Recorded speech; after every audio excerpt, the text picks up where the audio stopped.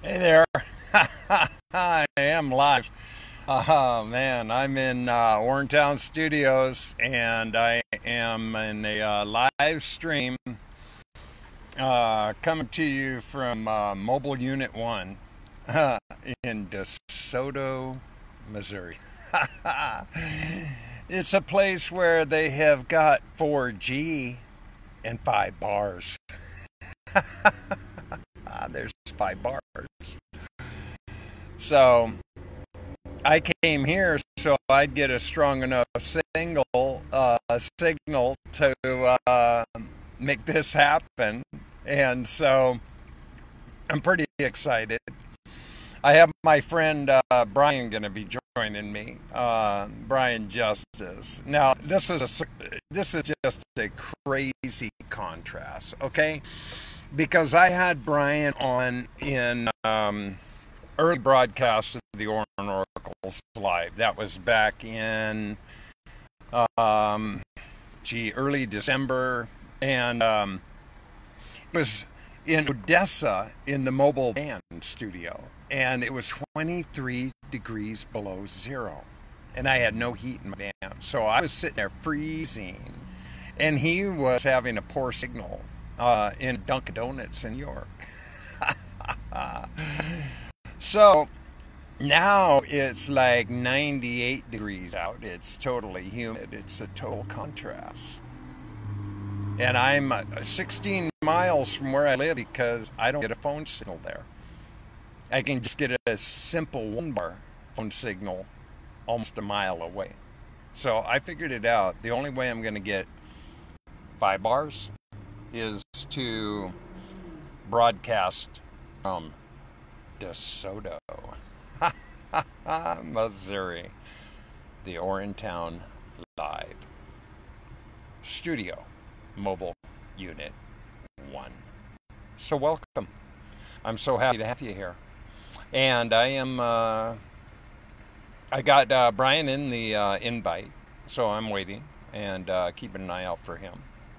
And I've had a really interesting day so far.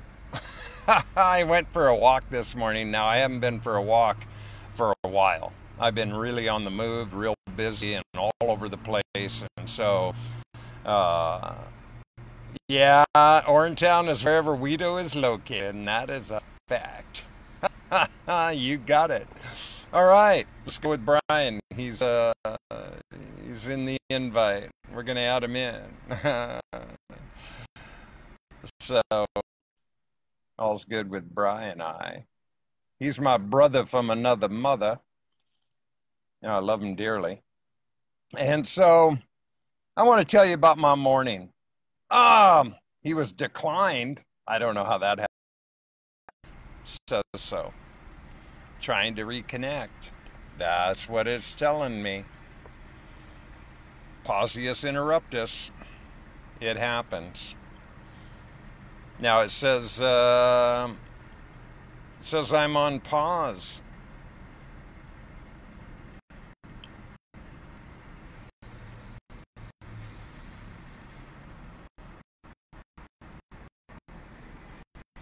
There I am. I don't know what happened to that. I live in Gooneeville.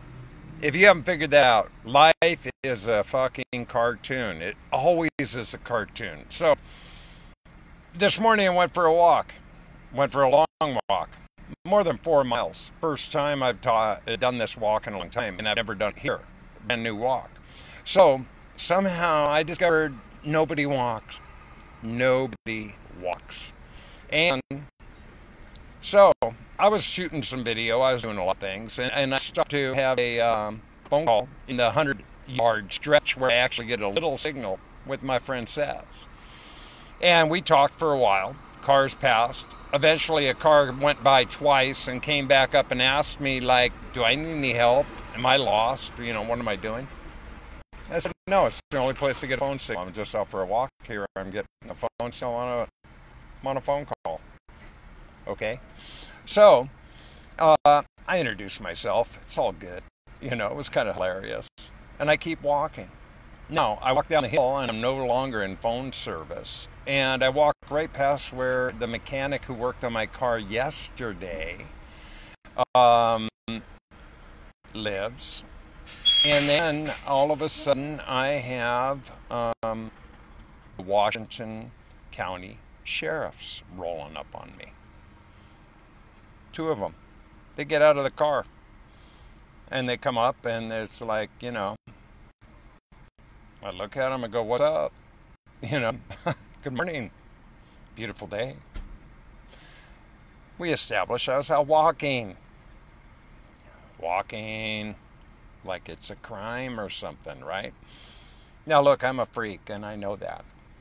You know, there's no question in my mind. I stick out. No matter where I go, there I am. And I was wearing like a black hoodie and orange shorts, you know, my blue blockers and some black skating shoes. You know, not a typical attire for a retiree. With my Gandhi look and my new monk shave shit. So anyway, I had a little bizbaz with the two sheriffs, you know, William and Big Boy. And we established I'm harmless. I'm new in the hood. I'm getting exercise. Nothing illegal going on here. Funny how it works. But I'm making a new ORIN Oracle. I shot it all this morning, and it is about rural America. Funny how it works. Well, I brought you in, man, and it was declined, and I don't know why, Brian, but I'll give it another whirl. I'm coming right back. And so I'm approving you, and I'm adding you, and I wanted to tell my little story anyway. So hopefully you're going to come in right now. And there you are, live and in person. Yo, bro. Here I go, here I go, here I go. Hello, Weedu. How you doing?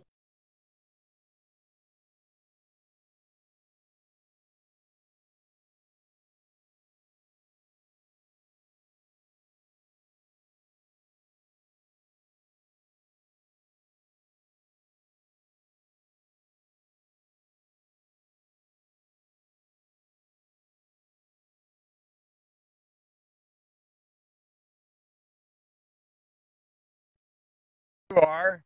I don't know why you keep disappearing. I don't understand. I have the best signal I can find. I'm sitting where I have the best signal I can find. I'm home. And you've disappeared twice. Okay. I don't understand it, bro. I don't either. I don't. But it's all good. We're here now. Okay. Just roll with it. All right. So I'm not. I'm good right now. Hello. Yeah, man. Okay. So tell us about your morning. Morning. Well, I broke out of a 2-day dry fast. I went ham on some coconut water and some lemon, and of course the pea first. So right now I'm just so zen. I just had my urine bath. I made sure it was a little aged. It was very calming, man. I felt like I was at the who needs a masseuse right now. I just feel so relaxed. Now, if I had a signal, I would go in the back. I would be outside in the yard. But you know, these signals, these cable companies are designed to keep you contained. They want you to be inside the house. If you do get out the house, you know, we can, you know, it's like running from place to place trying to get that signal going. I guess it's like, hey, maybe internet is the new slavery. I don't know. But well, cool. here's the thing. Okay, let's get clear about this, you know, and this isn't the subject matter, but it's just something that people should realize. Okay, everybody thinks there's all these satellites out there providing us all this communication signal shit, and it's just not true. There ain't no satellites, man. It's all towers. It's just towers. And if you aren't in the tower signal, you ain't going to get anything. It's just the way it works. That's why there's dead zones. Oh, yeah. No. You know, so, you know, I'm out in rural, I mean, really rural America. I'm in the middle of the heartland. I mean, it's crazy uh, how middle of America I am in. Yeah, you're right in the sense. That's crazy. The show me state, the Orange Town, Yeah, yeah. The show me state, show me shit, show me what, yeah. man? Orange Show me Town, your badge. Orange Town, Missouri. That's what you need to do there. Call it Missouri.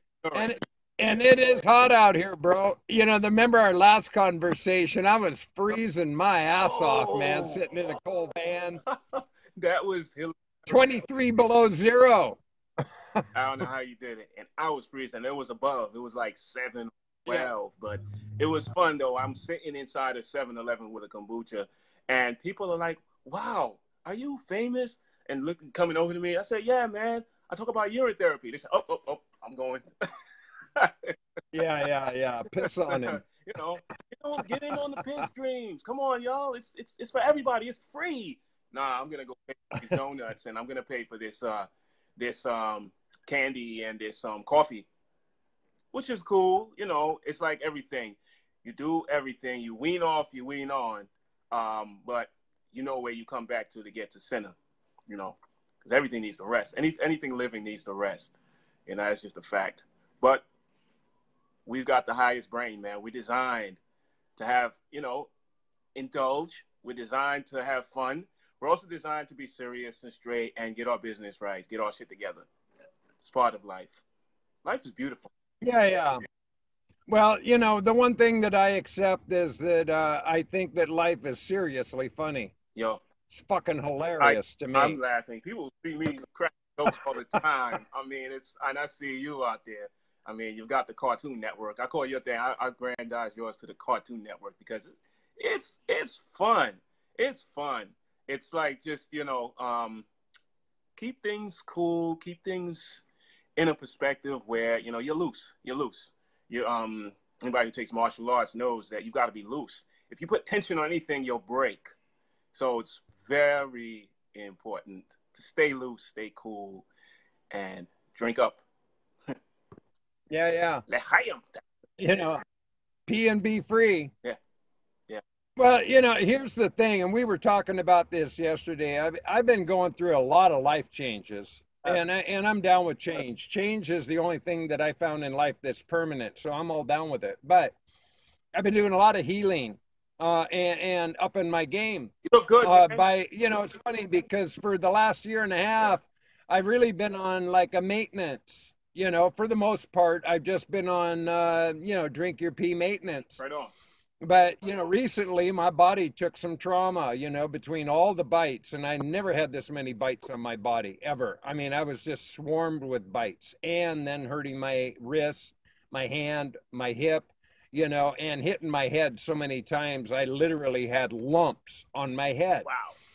So I upped my game. I figured, okay, now's the time to test it. Even with the bee sting, I had a bee sting. So everything I've been doing has been upping game. Nice. And I see the results. I just see the results. Age urine, body rubbing, body soak, sit soak, spritzing, drinking, constant loop. I mean, it's just full on. Wow.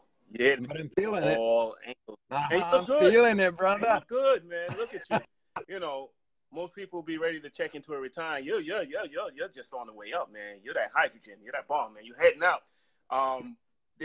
Age is just a number. You look at some of the people in this community. My God, you can't take this away from us, man. I've never felt better in my life. Well, when I was a kid, having fun, not caring about the world, but dealing with issues, electrical issues, because I used to deal with my hands freezing up. I had like this sort of a kidney thing when I was growing up.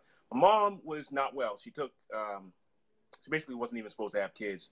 So the thing that she was dealing with was sort of like it's kind of like an ALS. I don't even remember the name of it. But she was a nurse. She was a very kind woman.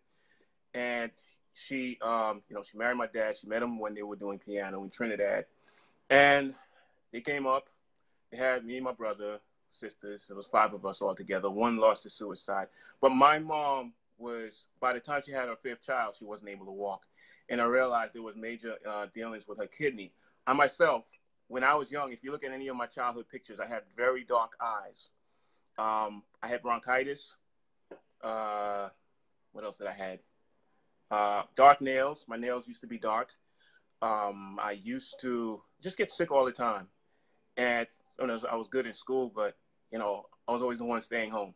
And by the time I was 16, I got a little conscious because I started working at 15. 16, I started working, and I met a Muslim guy, and he was telling me about pork, and he scared the shit out of me because I was happy. I'm eating my pork fried rice and my rat tips, I used to call it, rib tips, actually. And he did the experiments, and so from that point on, I started eliminating things from my diet, and I noticed I started to feel better. Then when I moved to Harlem, my asthma and bronchitis started kicking my ass. I'm 21 in college, stressed the hell out, trying to lift weights, trying to be like, Schwarzenegger. I'm nowhere near. I'm an ectomorph, okay? So I'm trying to like do all this, eating all this garbage. And the more I ate, the worse I got, And by the time I left Harlem, went back home, I was really sick, couldn't breathe. I remember my brother let me borrow his navigator jacket. Bronchitis made me bleed all over it. So then I started to investigate. By 25, I was a vegan, full on. I read this book by Dr. Neil Barnard. Neil Barnard, he changed my life, just going to the library, because I always go in the library and just sit there and read stuff. My friend would be like, where is he? So after reading that, I figured out that it was time to, start making more changes. So as upon that, making those changes, I saw that more needed to be done because I became a soy boy. Soy and eating the tofu and all that stuff just made my candida act in, So a couple of things later, I went to the raw diet, finally got up in fruits about 2014. And all the while, I had met a guy named Dr. Jubb. Dr. Jubb was very instrumental in, showing me how a life food diet can change things. And a little lady named Zilma Ferrer said, you should drink your pee. And I was like, what am I in? I've only been in this place for 20 minutes and a woman's telling me drink my pee. So, but me, I'm an investigative person. I'm always going to look into shit. I'm not going to run from it. So a couple of weeks, almost a month of studying. So by 2006, I'm like, yo, let me just try this. Let me pour some orange juice. Let's put a little bit of it in it to mask it. Yo, if I tell you the euphoric feeling I felt right away, it was nothing like it. I was on it. It was on it from that point, brother. Hasn't been the same since. Well, it's funny how we get here, right? Lovely. But more importantly, now I was thinking about this morning, Bryan. Yeah. That when we shot that show, it was like, I don't know, January 2nd or 3rd or something, right? It was right at the beginning of the year when Doc Precise and I were on the ORIN Oracles. It was only about the 3rd show, I think. That guy, Doc Precise, that's right. I remember him. That guy. Now, I was thinking about that this morning, and something that was really clear to me is both you and I then were somebody we used to know. Mm. We're not that person at all. Not even. Not now. This is like a brand new interview with 2 new people. It is. It really is. I was an assistant project manager, stressed the hell out, working for an electrical contractor, always on the run and on the move, responsible for everything, credited for nothing. And, seeing where I was, I love the profession. One of my guys is on here that I used to went to project management school with. And, we love the profession. He's doing well. I was doing well, but I just didn't feel like my value was being correctly measured. So, things happen. I tried to line things up the way I wanted to because I felt like I deserved more. Instead, I got the boot, and which was fine because I found so many other things. Starting to work on websites. I'm starting to really heal myself, take care of myself. I was also in a relationship with a woman who did not respect UT at all. She used to come in the bathroom and turn her head, tell me that she would want to prefer me to use frequency waters, which was like $600. I don't remember. I never even investigated that because I knew what I had was better. So, you know, dealing with that and dealing with that breakup, and then I met a woman in Africa who was really nice, and she was about it too. But you know, just the distance and all the, you know, the paperwork and all of that stuff, kind of really didn't work out. So then I met somebody you interviewed on your show, and we are gone. We are in love. That'll be Teresa. Yeah, good for you guys. Thank you. You know, I mean, that's a beautiful thing. I'm happy for you both. You know that. Thank you. You know, it couldn't happen for two more beautiful people to find each other. Thank you. You know, and I'm grateful for that. Absolutely. Yeah. But we really are. And, man, it's really a lot has changed. well, you know, and this is the thing is that I want to assure you, this is something I've learned in my my travels. Okay, because I've been the peace seeker, you know, for a while now. Yeah. And I make it my intent to go out and meet the people personally who drink pee. I want to learn. Yeah. You know, I want to learn about different people. And I just think that people that drink their pee are really unique, and they have an attitude and an idea that's different than most others. So I accept that. But one thing I can assure you, my friend, that we're all loners as it appears. It becomes more increasingly apparent to me, and we'll come out of our shells once in a while to, you know, participate with others. But I find that most of us are really freaks. I mean, I'm a freak. I don't say that negatively. I am a freak, and I know it. You know, I'm not your everyday Joe. Oh. And I'm not going to attract, you know, your common, you know, whatever common is. You know, I'm not going to attract that shit. But, you know, at the same time, as many people as I've remarkably had great experience with, we're still back out there kind of on our own. That's what I keep looking at. That's what I keep discovering. And we keep reaching out and looking for that commonality and that common bond. Yeah. But, you know, we're weird and we're odd and we're off. We're not the regular Joes. Oh. We're not it. Perfectly said. Now, everyone on this feed knows about distilled water. And distilled water is hungry for minerals. So let's just say if you put something in distilled water, it's like it's going through a vacuum. And that's exactly how outer space is. It searches for, you know, it's vacuumous. It runs from one medium to another. Light, you don't see light because it's so much darkness because of the movement of everything. And I think that compares a lot to how we are.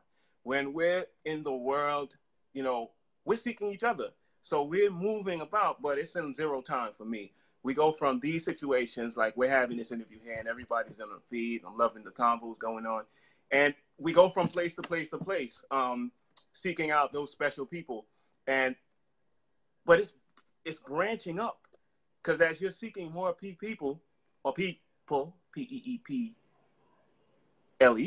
you know, we're definitely connecting.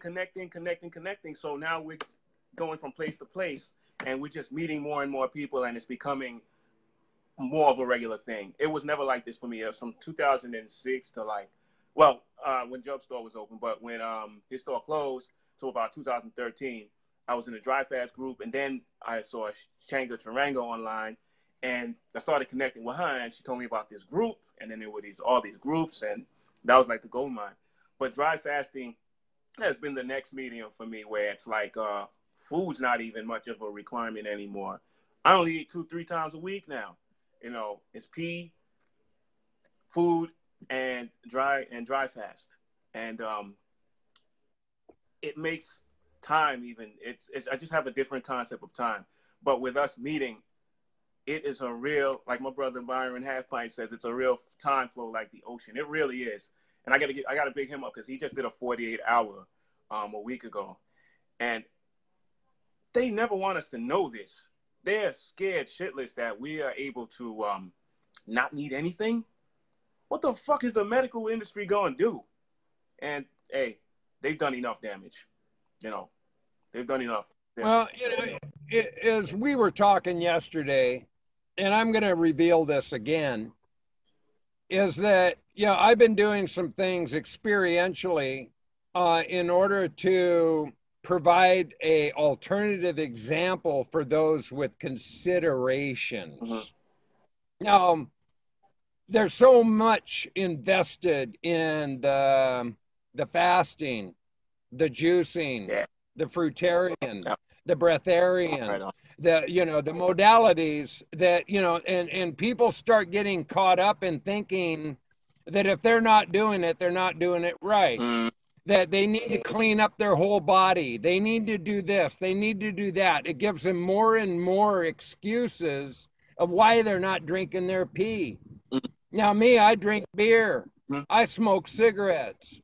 Yep. I dry fast. I do. I mean, a lot. I eat one meal a day. I'm primarily fruitarian when I do eat. Right on. I do a lot of pee. A lot. Right. In my aged, in my body rub, in my looping, I do a ton of pee. Good. But what I want to show people, there is only one way to do pee therapy, and that is your way. Your way. You are way. It's not any absolute about anything. Whatever you decide works for you is going to be the best remedy possible for you to heal. Right on. And if you keep finding excuses to not drink your pee, you're just going to keep finding excuses of why you aren't drinking your pee. Well said. Well said. I wait for people to tell me your story. Don't, you keep asking me about all the answers. I don't have the answers. I have practices. I practice. Mm-hmm. That's what I do. I practice. Yeah. That's all I do. Practice urine therapy. Practice keeping my mind straight and having a positive attitude and doing Zen meditations. And I mean, it's my modality. What difference does it make what anybody else's modality is? Right. Now, I have nothing but respect. You know that. I mean, I don't care what anybody does. I think it's awesome. If you find a formula, man, work that shit. Definitely. That's exactly how, people from the outside look at it also.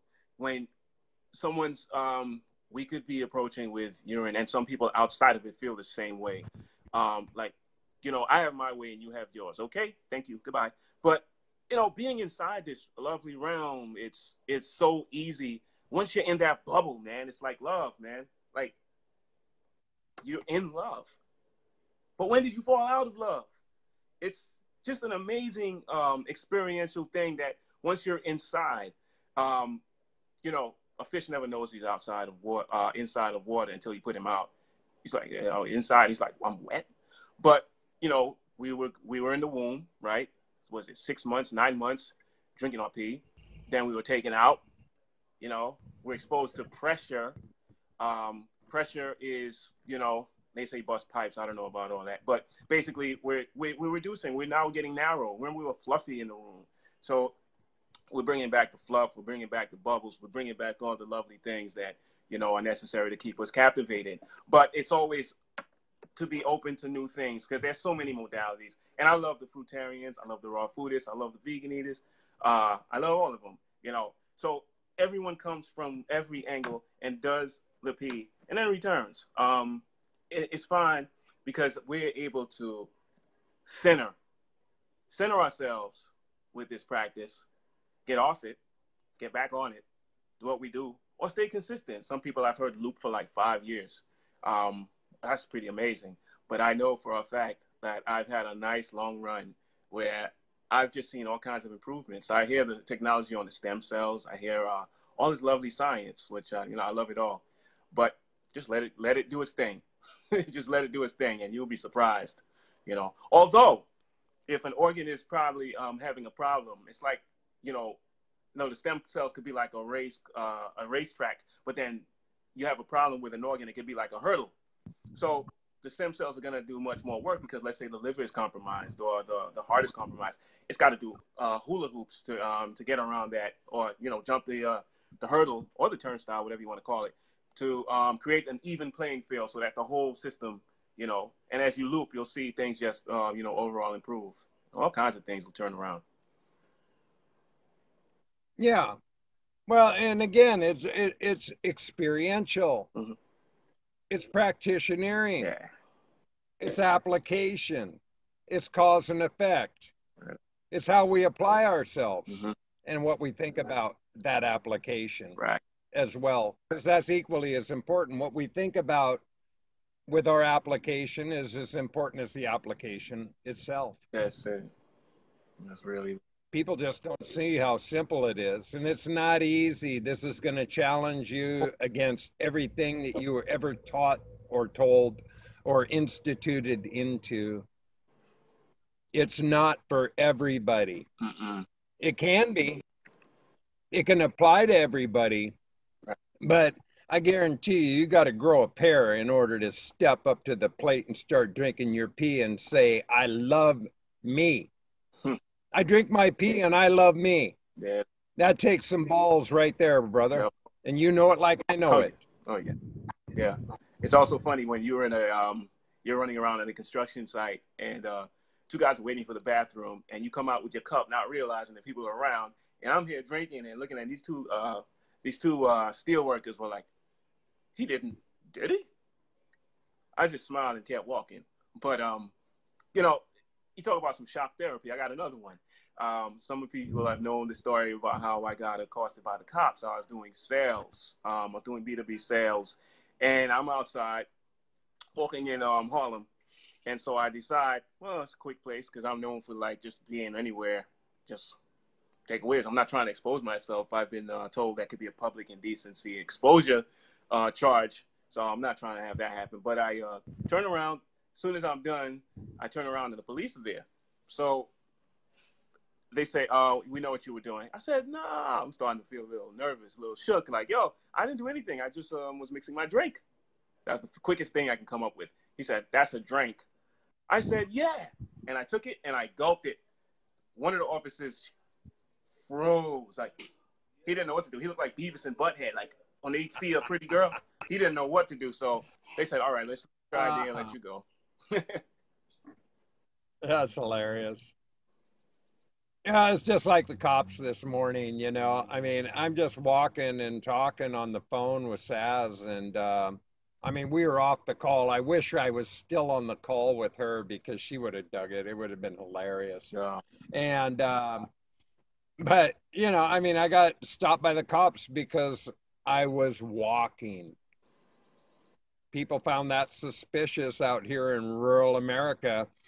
I mean, every car that drives by, it's like you're watching walruses, whales, and hippos drive by. Nobody walks. They drive up to Roy's to get their chicken. Okay. And yeah, it's about the extent of it, you know. And I don't say all this to be derogatory. It's just observant. And I am an oddball. I do stick out. Doesn't matter where I go. You'll know I'm not part of that team. Right. People like to look at you like, dude, what's with the pink shirt? The orange, you know, the bald head, you know. I mean, like, what the fuck's with you, dude? You know? Oh, yeah. I drink my pee too. You want a sip? Yeah. You know, what do you want? Yeah, you're turning colors, man. Pee has, yeah. I like to say, we are the salts of salvation. Like anybody knows about the what's the guy's name again? But they have the 12 cellular salts, and so I found this document, and I posted it. I actually put it in the NYNZ UT group that Dawn and I have. That book has illustrations that show the same salts in pee in the cell salts. And I was like, holy, whoa. Wait a minute. So you mean to tell me that means that in the morning when we sleep, we're collecting all of these special nutrients and hormones and minerals, and we're able to get it when we first wake up, which is probably the breakfast of champions. I don't know any of the shit about Weedu. Ding ding. There's your monster drink right there. There's your rock star. There you go. 5 hour, 5 times 5, man. 5 Drink your pee, man. Yeah. So you got everything in there, man. You got lunchtime. You got, you could be eating a sandwich. You got your minerals. You could be going to sleep at night. You got your minerals. But the only time I try to save the like 11 p.m. to 3 a.m. is probably the best time to save it for the shower, or the bath. But you can drink that too, because that's for your gallbladder, your liver, and your lungs to recover. So enough to go around. That's right, Cornelius. So yeah, it's definitely good to have all of it, and just keep it flowing, because at a point your body's going to assimilate everything, and you're going to find your facial structure change, your body tone change, your nail growth change, your hair change, your capacity to take in the sun, all of these things are just improving. It is like the X factor. I call it the X factor, because let's look at the equation. Okay, sorry if you don't like math, I do. So, okay, when you have a snake bite, right? You get a snake bite. So what's happening? I think it's called catecholamines. I know. So I read these words and I never know how to pronounce them. Catecholamines. Somebody could probably pronounce it better. So when you get a snake bite, it's blocking the nerve signals from absorbing your minerals. It's like your nerves are choking. So when your nerves start choking, then you're gonna start to you could die. Your nerves, you get paralysis and stuff like that. But by drinking the pee, it brings it and drives it in deeper in. So it bypasses that choking effect that the nerves have from the poison, the venom. You know what I'm saying? So if it happens like that with food, and a scorpion or whatever bites you or stings you, like how you've improved, what do you think is happening with the food? It's the same thing, because people are eating foods that are whatever. You go to McDonald's, for example, and you're eating some so-called meat, cow, whatever it is, and by nature we're frugivores, so we're not able to really assimilate most of it, but we do. We get it in because we have this long digestive tract, and that's a whole nother story and argument. But hey, you start to pee. You start to pee because in real time you're taking all those minerals and nutrients. Sometimes we eat more than we can handle, and what happens is, hey, there's your time released capsule. It's your week. You just take some for later. Keep the loop going. Keep the process flowing. And yeah. Good. It is a power drink. My first couple of loops, I just chug them right down. Yeah. I dig them. Yeah. And like yesterday, I was looping like crazy. I must have drank a half a gallon by noon. Oh. And I was also spritzing, which is just my fresh urine with peppermint oil. So I just spritz that, and I constantly keep spritzing it on me because I'm sitting out there sun baking and sun gazing. So it feels awesome. It just feels awesome. I love the spritzing. The spritzing's just crazy cool. It just works.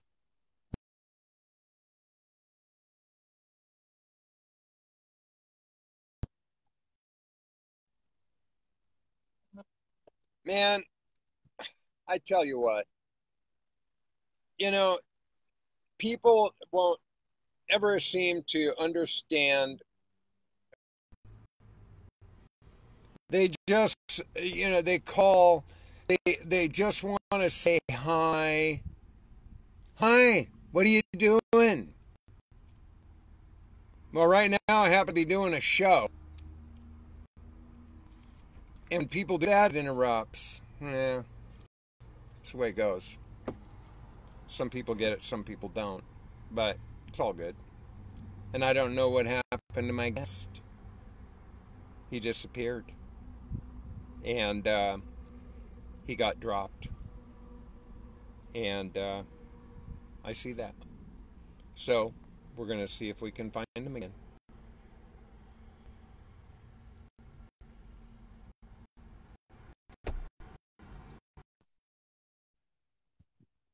He's coming back.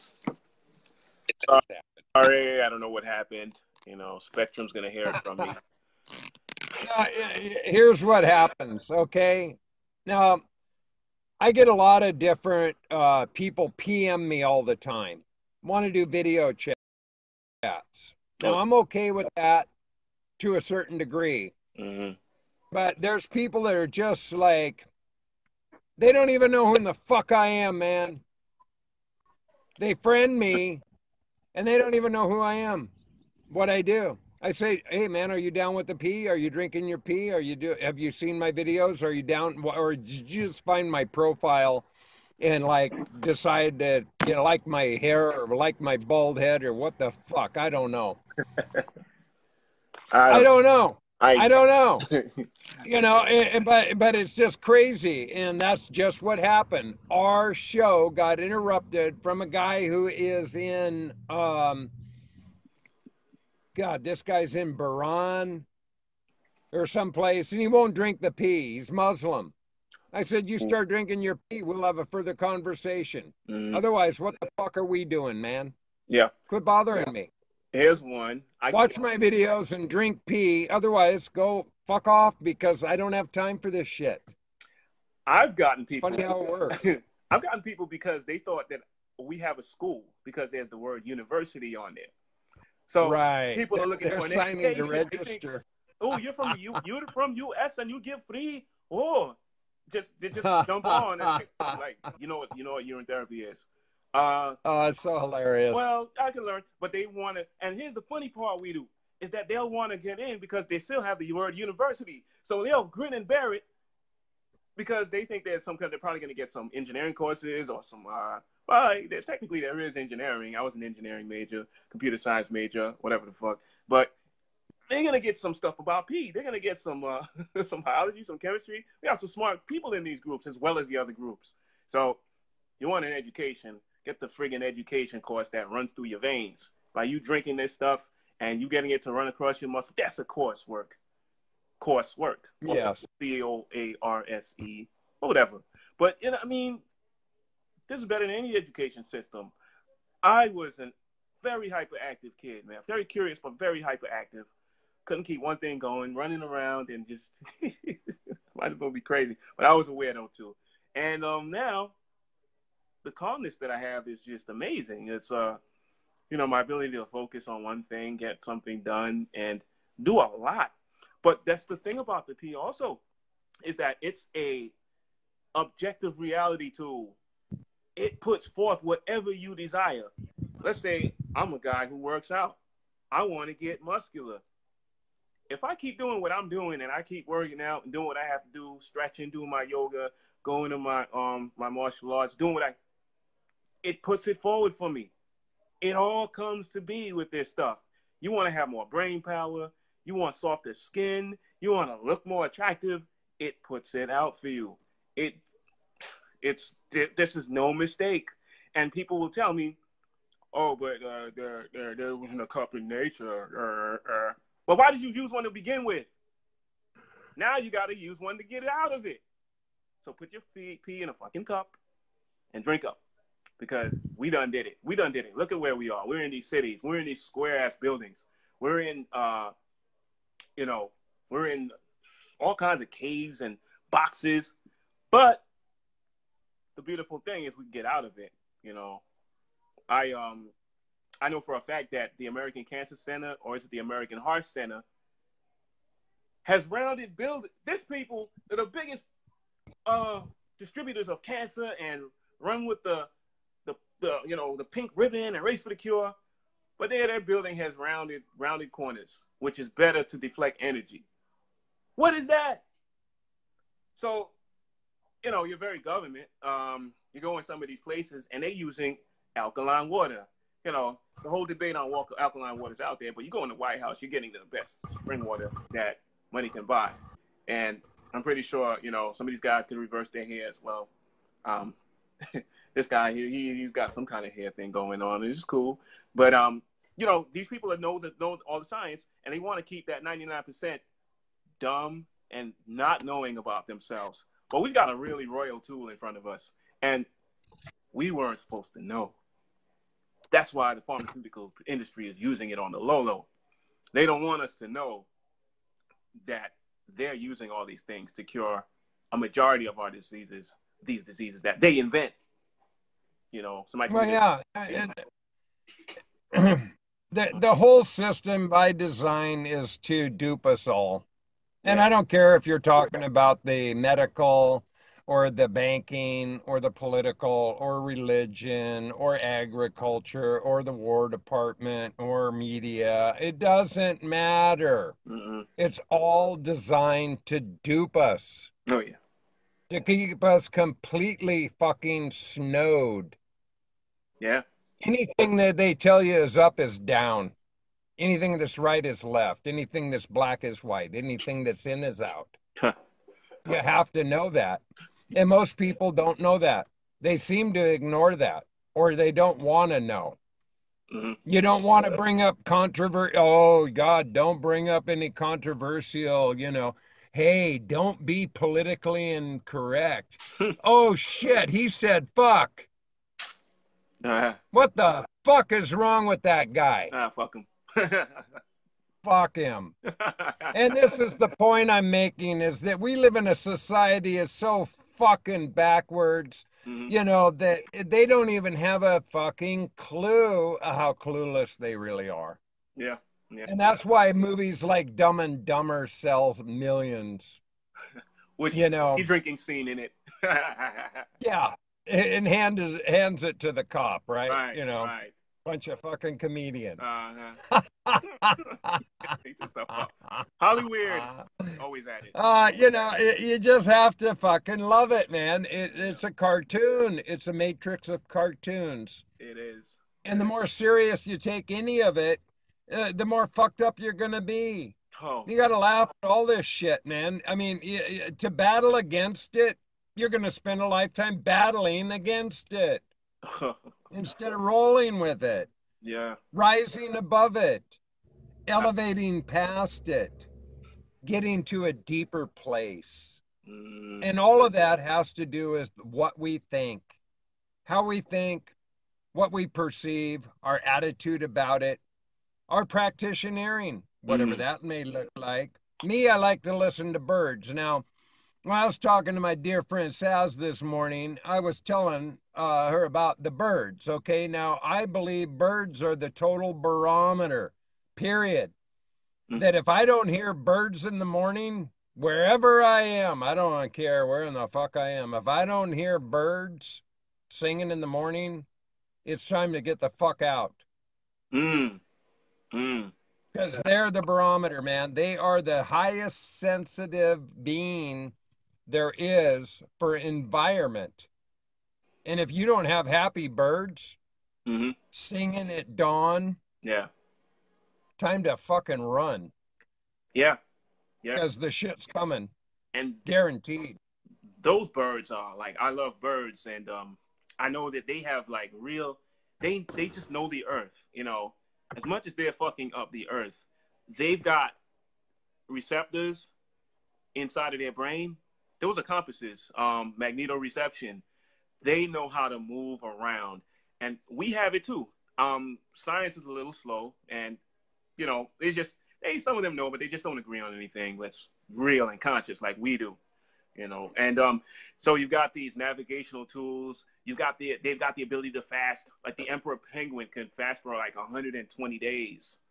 Like, so when they tell us these things where we can't go past 2-3 days without any food or water, or we can't, with some waste product, which my man Harry loves to say, to being funny. It's just ridiculous. And how long am I going to hear it? I don't even hear it anymore. When you're telling me. Yeah, I don't listen. I continuously assure people that I have gone to a higher frequency. I have peak coat protection, and I have no fear. No. Zero. No. I have zero fear. Yeah. Fuck them all. What are you going to do? Kill me? Yeah. I'm never going to die. I already realized that. The soul never. I mean, you can take out my meat suit, but that ain't gonna change shit, man. Oh no. My energy will just go on. So why bother? Mm-hmm. Mm-hmm. I'm at least a productive human being. Right. I'm not around just, blowing it out my ass and pissing it all away and fucking up the, world I live in. I do everything I know how to make a more beautiful world. Every moment I breathe, no matter where I am, no matter who I'm around. Yeah. And I do it with love and kindness and consideration always. Yeah. I don't want to be anybody's nightmare. There's plenty of that shit already going on. I don't need to add to that pool. That's a cesspool of mediocrity. Yes. Yes. And it's, there's a lot of people in that pool. Dirty ass water. That's cesspool. We are here to leave things better than we found them. Yeah.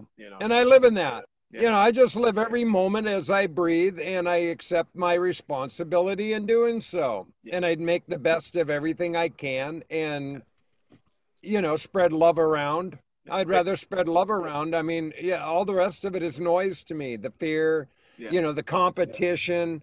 Yeah, fuck all that noise. It's noise to me. I'm a cooperative. I don't compete. I don't give a shit.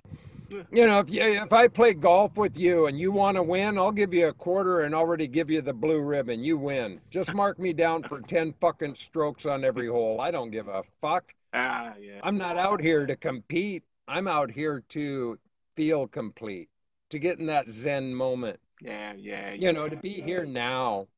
Be the ball, Danny. And life just works like that, and people misread it. They take shit way too fucking serious, man. They get too scoped down.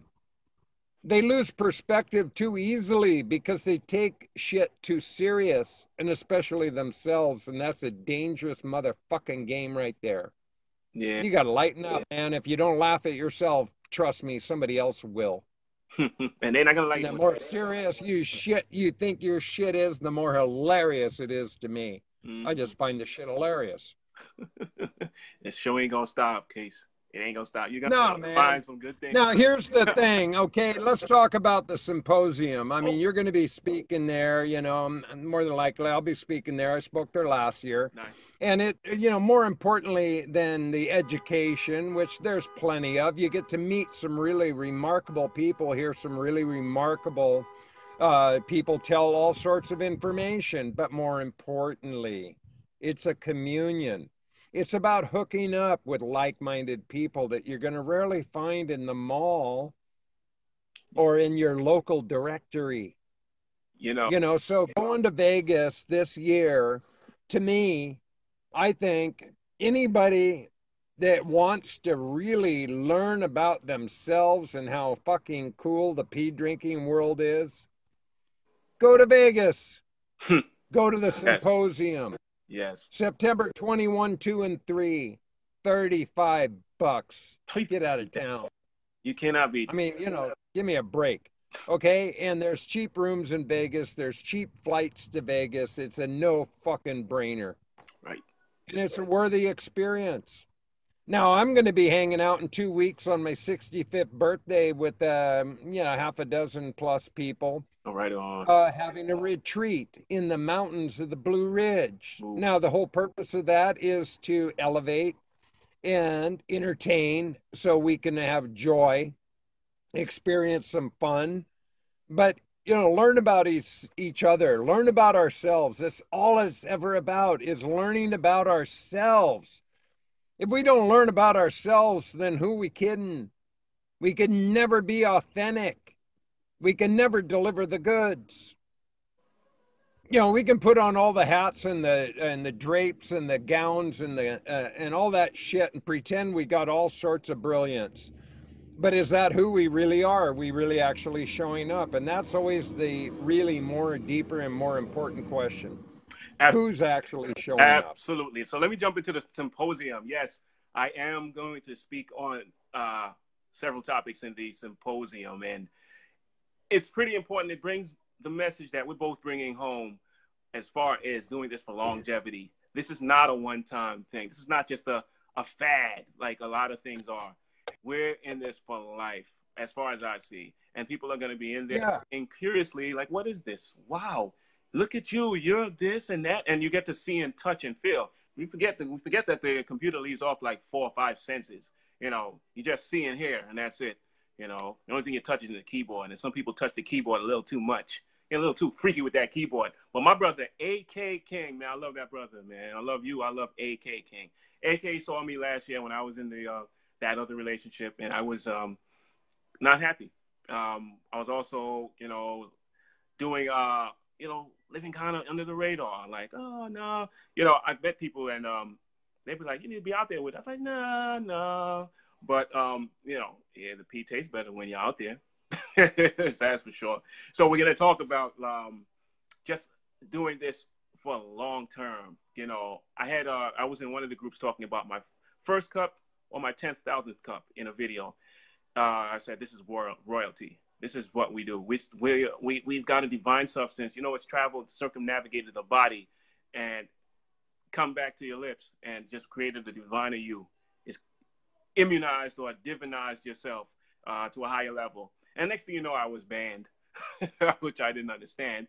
And more recently, I was blocked from nearly every group, which is fun. Because when I get blocked from groups, it gives me more of an opportunity to focus on myself, you know. And, you know, I don't give a fuck who it is. You know, they can hide wherever they want to hide. But you've just exposed me to myself. Thank you. Thank you. Because I've got my websites up running. I'm working with my man, Cristo DeBraccio. If y'all don't know Cristo DeBraccio, he's doing a 5-day dry fast right now. That's my brother right there.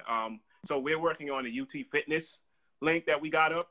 We're trying to, we got the website, utfitness.com. We're doing the work right now. We're not talking. Well, Christo and Michelle and I were all hanging out in Post Falls, Idaho. Nice. Nice. Yeah, we hooked up there. You know, he is a beautiful soul. I love that brother. Chris is awesome. So is Michelle. They're both genuine human beings. Here's some freaky stuff. Yeah. My birthday is 3 days after Michelle's. Teresa's birthday is 3 days after Christo's. You don't just make this stuff up. So some kind of divine thing working there. But what I see between the four of us, we're going to link up too. And we're going to do some major things. But the things that I see, like with this whole family, is, you know, the divineness in how people fast, how everybody gets in on the, you know, the conversations just flow. It's just this flow, like somebody said inside of one of the comments. I mean, the flow is just so divine that, you know, yeah, the egos come in. I see people getting a little pissy because they want to get there, you know, want to be heard. You know, everyone wants to be heard, which is fine. But, you know, we show love to everybody. We, you know, we try to accommodate everyone because everybody's coming. You know, the story, there's 1,000 stories, but there's only one truth, man. You're in the present, the moment, dealing with you are, or the I am, or just the I. And you're golden to me, man. Golden. Yeah, well, and that's, I mean, this is what people fail to recognize, that there is no the truth except our own truth. And that is being impeccable with your word, being authentic. You have an authenticity, a genuine self, and you own your shit. That's it. That's where impeccability with your word. Now, other people may argue, disagree, tell you you're wrong, you're ga, fuck you. Okay, my truth. Okay, this is my matrix, my truth. Yep. And you don't have to like it. You don't have to agree with it. You don't have to ride with me. You don't have to sit next to me. You don't have to give me shit. Of course. You know? Yep. Not required. You know, but if we can commune, awesome. You know, I'm happy to commune with people. I am. Always. Yeah. And we've got to remember we're in social media. So social, you know, and then the whole terminology of being right.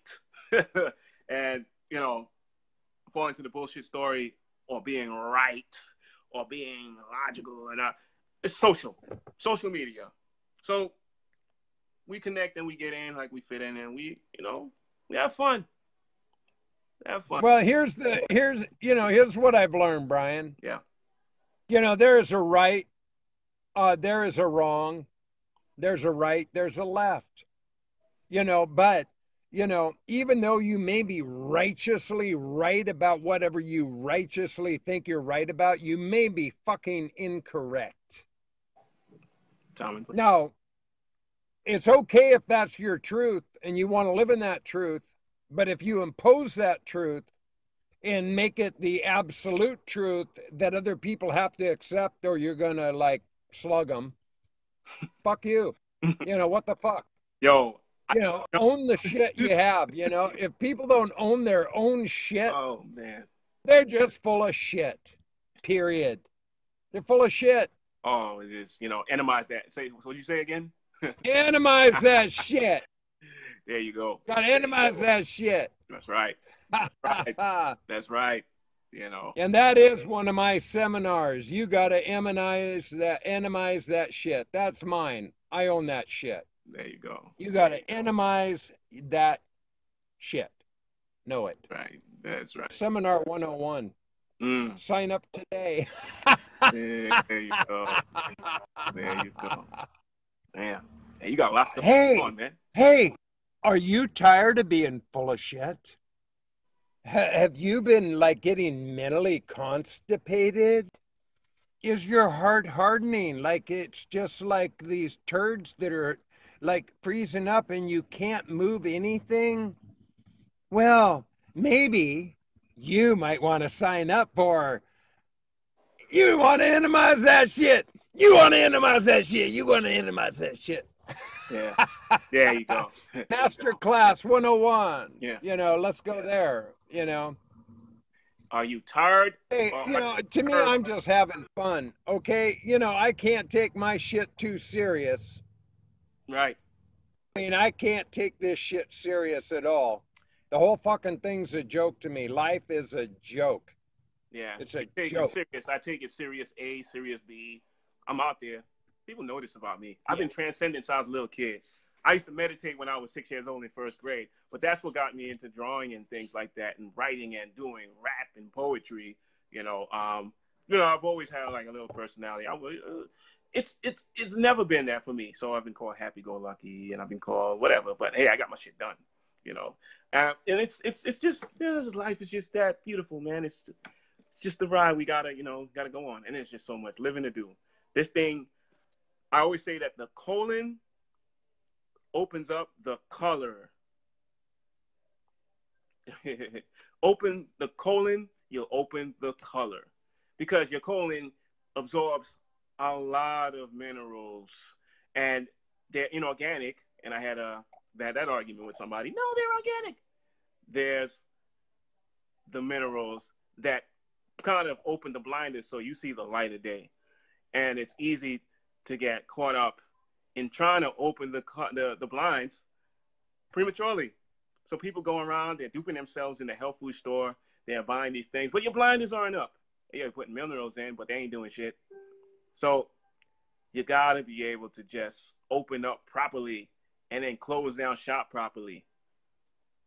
Get that colon going, get that kidney going, get that liver flowing. Now you're rocking. You're rocking with the best. Well, like Eddie Murphy did in Raw or Delirious. He went, see this is the inside of my colon. It's the key to happiness, a clean colon. This is the inside of my colon right here. That shit was hilarious. The key is a clean colon. Yeah. In Hollywood, they be doing all of this stuff, but they don't want people to know that they're doing it. I see people of course losing not. a lot of weight. Remember in the Inquirer, you always saw people losing a lot of weight. They'd be like, what the hell's wrong? The paparazzi shoot, I can't remember who it was. I think it was Nicole Richie or Drew Barrymore or somebody really, really skinny. And maybe there might be some anorexics and some bulimic issues. But how do we know that some of those weren't people doing urine fasts, doing water fasts, doing veganism, fruitarianism to the nth power, and really cleansing? Because that's like they don't age. And it's said that a lot of the you know, in the Gary Ward tapes, it says that a lot of the actors, like the African American actors, I don't like that term African American. I just like black, but we're not black. Whatever. So a lot of them use some urine to like keep their skin lightened. You know, me, I'm trying to be black. I'm trying to be fucking sunspot. So I'm getting that sun in early. I'm getting that 12 o'clock sun. Anyway, I know. Wait a minute. Wait right there, Bryan. Yeah. You're black. You're black. Hold on, I'll be right back. I gotta run with that one. I'll come back to you. I fucking had no clue. Yeah, you know. I just thought you were my brother from another mother. Hey, that's the race theory. There is no race. There actually is no race. There really isn't. Because guess what? Landmass is territorialism. You know, the territories are separated. So guess what? The sun hits at different angles. So different foods grow on different lands, and the sun comes at different angles. So the salts in the tissue grow in a different fashion. So even in the England and Ireland and Scotland and Poland, you can see people looking alike, but then you can see the distinctions. Or even in Jamaica, Haiti, Trinidad, or Venezuela, you can see the distinctions because all of the land masses get different minerals and different fruits and nutrients in a certain way. Which is why when you look at the Something Is Well book, but he tells you that a person from the Pacific Islands can eat coconuts and a person from Scotland can eat milk because they've been the body's been adapted a certain way. So either there are 8 races, like to say, or there's 100 million because no two of us are like at all. So they can get people, you know, fight over that theory, just like the division with the religions and the clubs and I don't know, the baseball team and the football team, and I don't know, man. There's so much shit that people can. Well, that's what I was talking about before, bro. With the competition, okay, it's all a part of the conquer of dividing, okay? Divide and conquer, divide and conquer, divide and conquer. Okay, so we're programmed into that, and that's all competition is to keep dividing us. That's the whole name of the game. Keep a division among the people. Keep them fighting amongst themselves. You know, kill each other over a fucking jersey or a pair of tennis shoes. Yeah. I mean, that shit is warped and psycho. It's crazy. But it's real. Yeah. It's crazy. You know, hate the blacks, hate the whites, hate the gays, hate the old, hate the young, you know, all these young, you know, I mean, what? You know, I mean, what? And I mean, really look around, you know, most people haven't got a clue of who they hate. Their xenophobic ways, their belief systems have them so fucking wedged into a corner, they wouldn't even know what the difference is. They wouldn't even know. Now, I have a poem. I wrote a poem called I Am. Now, I wrote this back in early 2000, maybe 2 or 3, and it's actually was published in a book of poems.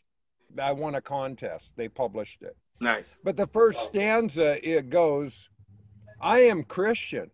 I am Jew. I am Muslim. How about you? It just starts there. Because it's always about the opposite, the opposition. Yeah. And why we're always looking at the opposition rather than the collective. We're looking at the competition instead of the cooperative. We're looking at the win-lose instead of the win-win. We're looking for problems, reactions instead of solutions. This is by design.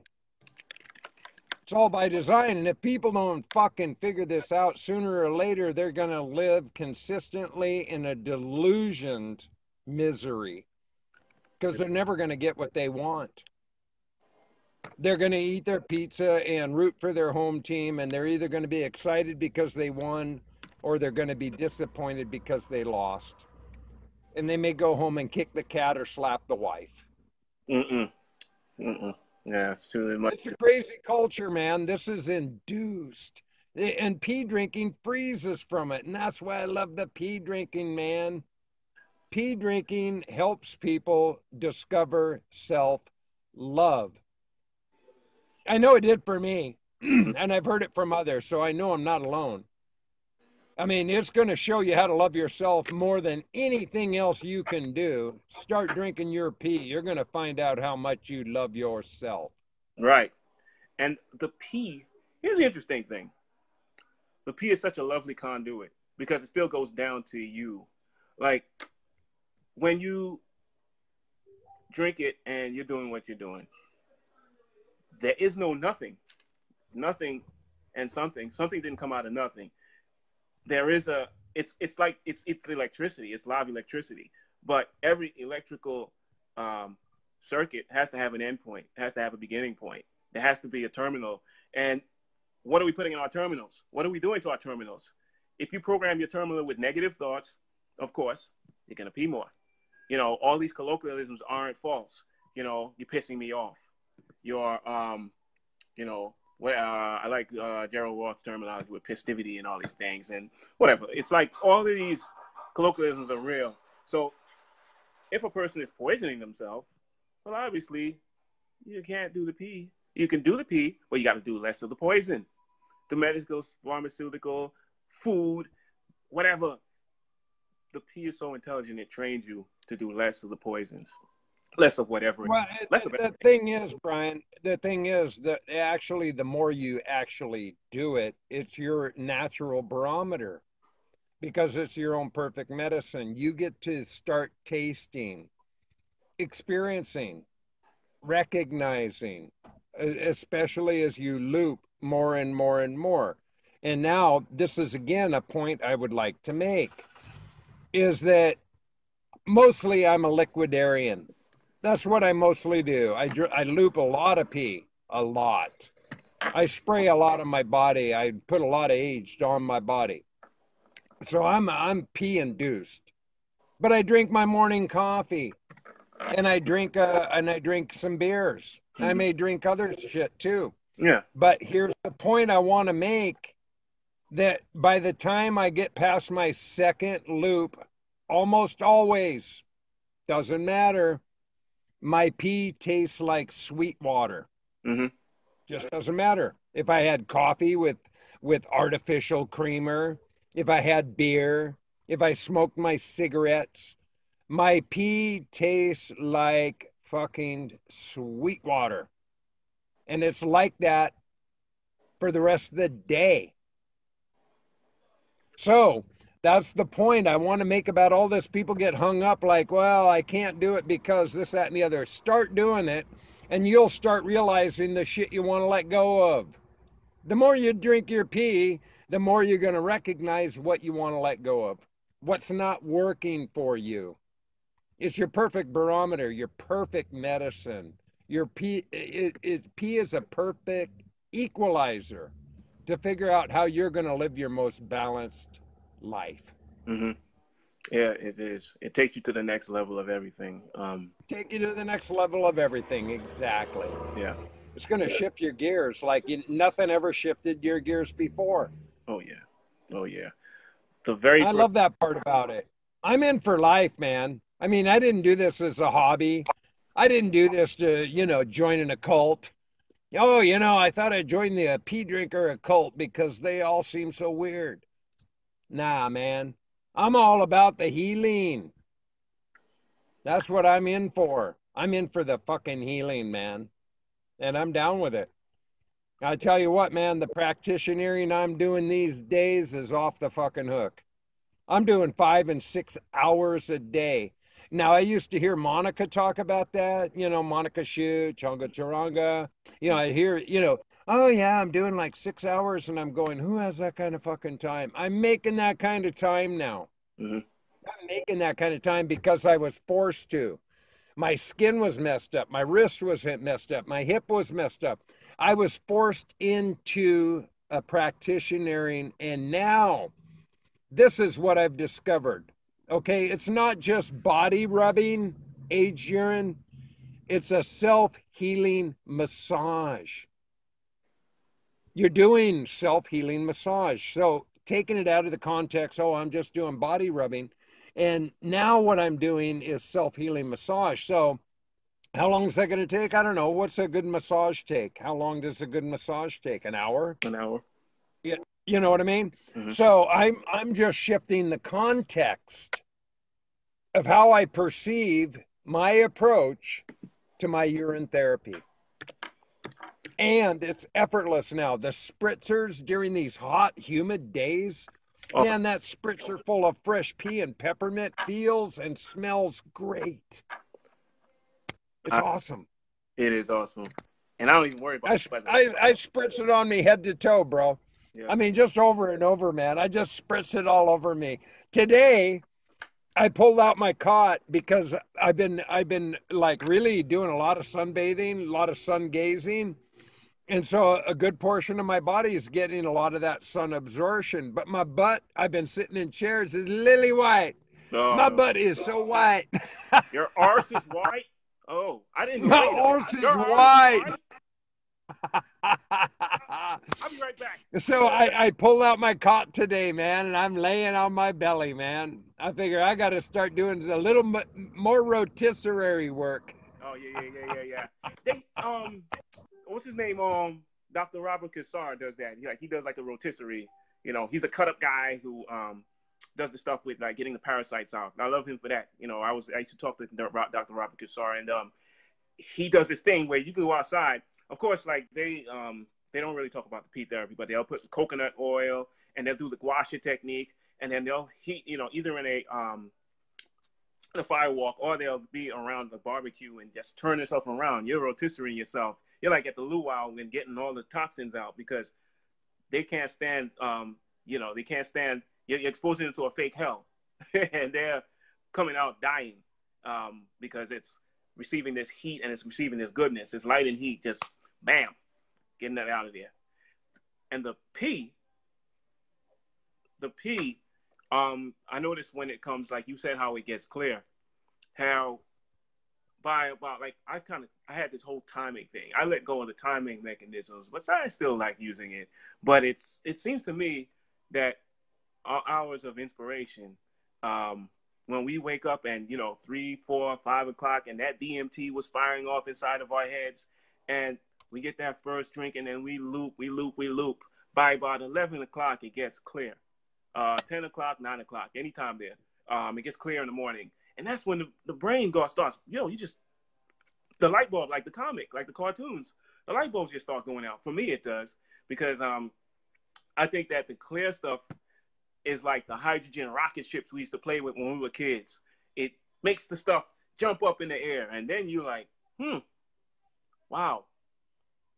It's just pretty automatic. And then if I need to stay, no, and that's what I say every morning, usually by the third loop. Yeah. Generally, by the third loop, it's sweet water. Yeah. It's just sweet water. Yeah, man. It has no salty. It doesn't matter. It just doesn't matter. Yeah. And I love it like that because I'm just hydrating myself with myself, self on self. That's right. It's pretty That's awesome what you're doing with the peppermint too, like you said, man. It helps keeps the bugs off. That's why I do it. The peppermint helps. Yeah, and I just bought this little kit today because I could have bought 2 bottles of essential oil, which I was looking at like $5 a piece. Okay. But this one had 3 bottles for the same price, $10, and it has eucalyptus, and it has the peppermint, and it has the tea tree. All right. Okay, and all of these are bug repellents. Yeah. They just naturally don't like the scent, right? And so I just use fresh pea, put that shit in there, spritz and spray, and you can hear the flies buzzing. They'll be buzzing around, but they're not landing on me. They repel. They come close, and they run away. Yeah, they come in and they go, oh, man. Bail. It's like, that's hilarious. The Cobra Commander, retreat. They're gone. Now, it's something I was discovering yesterday, too, when I'm in my aged urine sit bath. Now, this shit is potent. Make no mistake about this. I mean, I got 45. My guess is probably 40 gallons inside this freezer. Wow. And it just gets more pungent and more potent. Okay? Now, some people would find that to be like repulsive. Like, you're going to keep using it? And I go, I will never fucking flush it. Mm-mm. Mm-mm. Even when I move on, I'm going to put that shit back in the 6-gallon containers that I have and move that shit around. You know why? Because number one, I can. But more importantly, the shit gets more potent. Yeah. It gets more powerful. Now, until you do this shit, people don't understand. You know, they may have their little bottle of aged urine. Yeah, I got my quart jars and shit. I saved up 60 fucking gallons. Nice. 60 gallons. Nice. And I constantly, I'm a pee factory, man. I pump pee. I mean, there's only so many loops I can do in a fucking day. I drink a half gallon, 3 liters. I'm into 4 liters. It's time to start saving. I can't drink anymore, man. I'm peeing every fucking 15 minutes. It's crazy. So this shit's for real, bro. I'm serious about this stuff.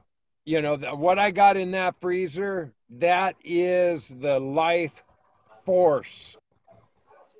Big time. That shit is life force. Yeah. It's so powerful. Really is. And it just ferments, just like a good wine or beer. It grows. It has a life of its own. Yeah. A live organism. It's awesome. It's so now you freeze them, and I've done that too.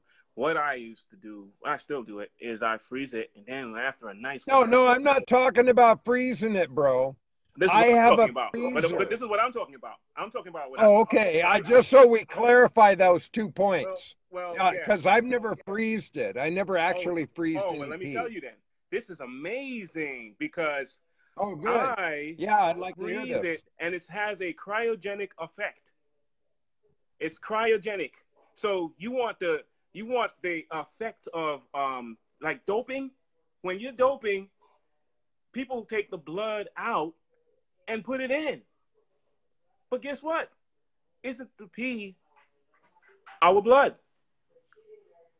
The removal of the red blood cell and the bilirubin, that is the perfect tool to dope with. You take that, and then let's say you work out. You drink that, man, or you put that shit in ice cubes, and you can even look at the fractal designs in it because distilled water and urine make nice designs when you put it in the freezer. So yeah. Well, that was Dr. Emoto, too, with his urine, with his water experiments. Yeah. Yep. You know, and how it crystallizes and how it takes on its own energy based on the environment. Yeah. And I imagine pee does exactly in a living organism. It responds. Well, remember, it's you. And, you know, our DNA, whether we're shedding our hair, we're cutting our nails, we're growing skin, because we're like snakes. The snake, which I got to shout out my boy Will, you know, he basically tells me how the snake is a very smart animal. It's on the ground. It knows the earth, but, you know, the ability to get rid of skin like we do. We shed our DNA so many places, but there's so much irresponsibility behind it.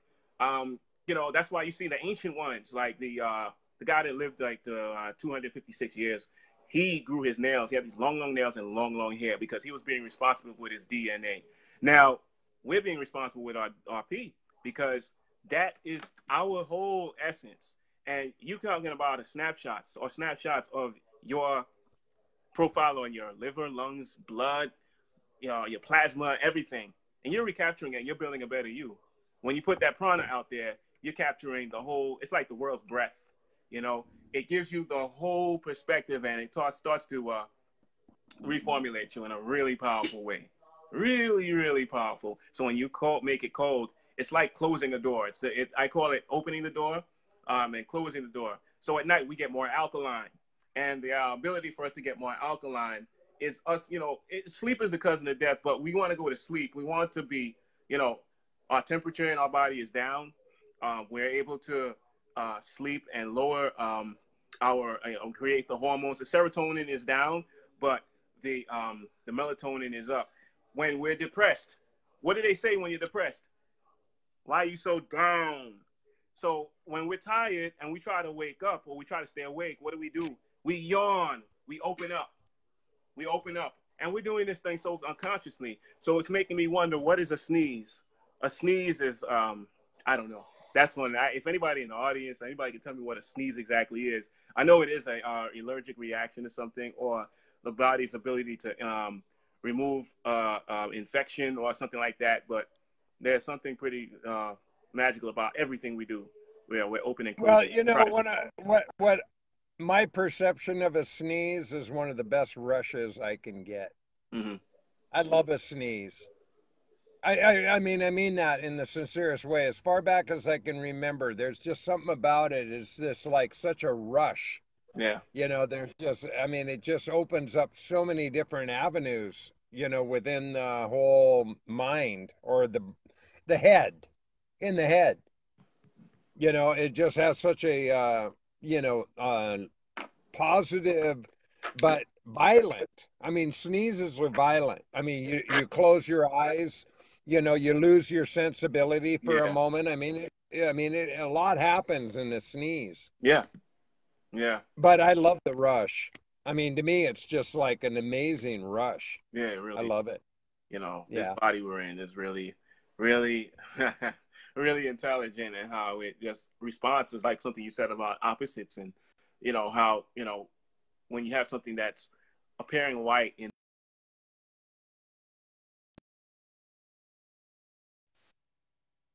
the tissue, it comes out as an alkalinity. Well, that's basically what cancer is. It's a very alkaline substrate material that forms when body's trying to heal itself. And all diseases are nothing but, the body's attempt to heal itself. So when you go to a hospital and they give you the sideshow Bob treatment of medications and this and that and the other, it's really a joke to me. And it's sad that people take this joke serious. So it's times to be serious and there's times to not be serious. Well, a hospital is a time when you should not be serious. You should not even consider. Of course, the hands of medicine will help you if your arm gets cut off and you get shot, or maybe if you get poisoned. Of course, we can do that ourselves. But that's the time there, God is doing his miracles, or whoever, the creator, the divine, is doing their miracles inside your body, while these clowns are just putting these medications and dumping this shit inside of you that will make, it's a sidebar. It's a sidebar. People program themselves to get, doped.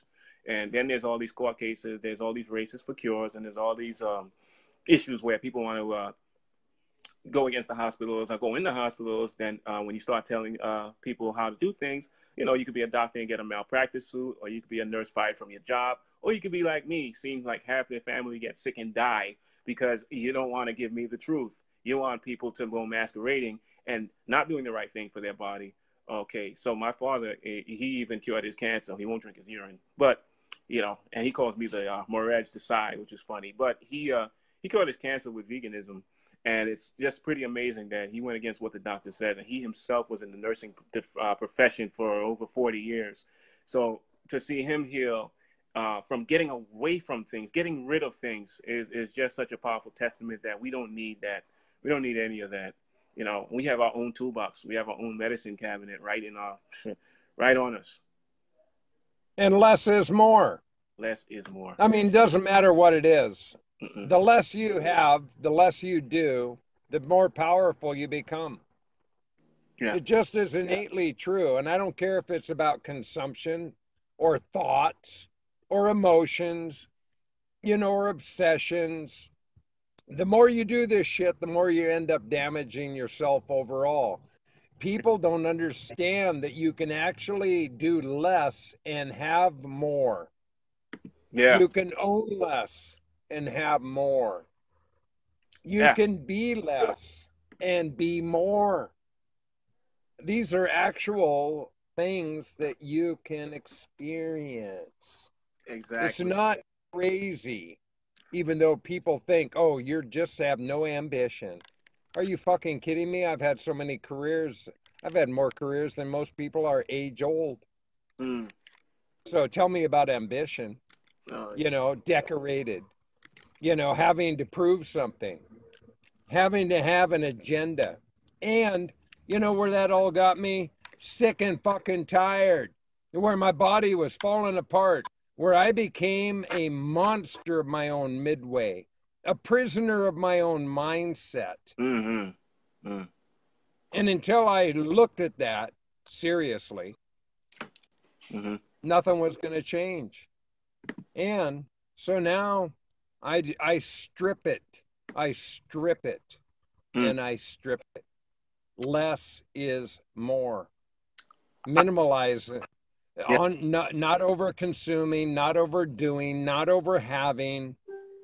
If you want an abundance of anything, be an abundance of being. Beingness. Being. That's BEING. Being. Have an abundance of being. Give that one on for a try and see what happens next. Think Yeah. about it. So then, Imagine that. so right. So, and it's funny, like how it plays out, because if less is more, then we get more of something else. So then less is actually more because you're stretching out your lifespan. And let's say eating, you eat less, but you live longer. So then you get to eat more over Yeah. time. And you have time to indulge and chill out and have fun, which is what it's about. But, you know, Well, and that's the beauty. I mean, this is the real beauty of dry fasting or looping or eating one meal a day or, being more fruitarian, whatever. I mean, all of these things are joyous, and I don't make any bone about that. I am a fruitarian, by my basic nature. I mean, I right. could solely sustain on bananas and avocados and oranges, and I could be completely fucking contained. Nothing more. I mean, even, and I could live without those too, but I mean, out of fruit of preference, those three, I could do it. Oranges, avocados, bananas. Yeah. Effortless. Yeah. They're a Really. big thing on mono eating and stuff like that, which is good. You know, these things are good. Eating. Well, the word eat. I like to eat. Yeah. That's the whole thing is that I enjoy it. Okay. I was a professional chef. I enjoy Oh, yeah. I like the joy of cooking. And Mm. so for me to walk away from it completely, now, I could do it if I had to. If all the sources were gone, there's no food, there's no water, there's no nothing. Could I just live on my pee and breath alone? I believe I can. Mm-hmm. I Mm-hmm. believe I can. Yeah, this world pulls us out of so many beliefs because one time we were walking through walls and teleporting and speaking through telepathically, but you know when you create these things, you create societies and you create things like laws and rules and say you can't. Well, that word can't goes so far in the diaspora that it's crippling. And over time, it's like all momentum, how people become just your wish is my command. If I can't, then I won't. And, I really can't. So over time, society just believed that the frequency dropped and everybody just got more solid and more dense and more frigid in their ways, or it's not frigid, but the other word, more condensed in their ways. And, next thing you know, your kid trying to run through that wall, you're hurting yourself because, you can believe you fly in your dreams. I fly in my dreams till I was nearly 17 years old. Still having those dreams. And it's just amazing how you have to educate. You got to educate yourself. You got to become walking in line with the rest of the penguins. Be like that. Why don't you be like your cousin, the lawyer or the doctor? As a matter of fact, we're going to sign you up for a doctoral course. You're smart enough to become a doctor. Why aren't you working? People have these fallacies on how you live, and I call it a death urge. I think death urge is the programming of society to make people just jump into a casket at 60, 65. You're turning 65. There's a lot of people that are your age that are tired, that are just, oh my God, I'm going to retire and I'm going to sit down and enjoy my money. And in 4 months, they're fucking dead. And it's just not Yeah. the way we're supposed to be, man. Life is too grand. Oh, I want to see something. Somebody asked about fermenting your veggies and fruits to grow. That was Kevin Tarrington, to grow the bacteria in your gut. And that's a pretty powerful thing to do. I know for a fact that we can, I think, some people use kombuchas and some people use some probiotics. But if we can clean our guts properly, we have all of those things that can create the proper, the proper florification. Bacteria like florification. They like growth. You got to get those hairs to grow, the cilia inside of the intestines to start moving. The small intestines is what makes a lot of the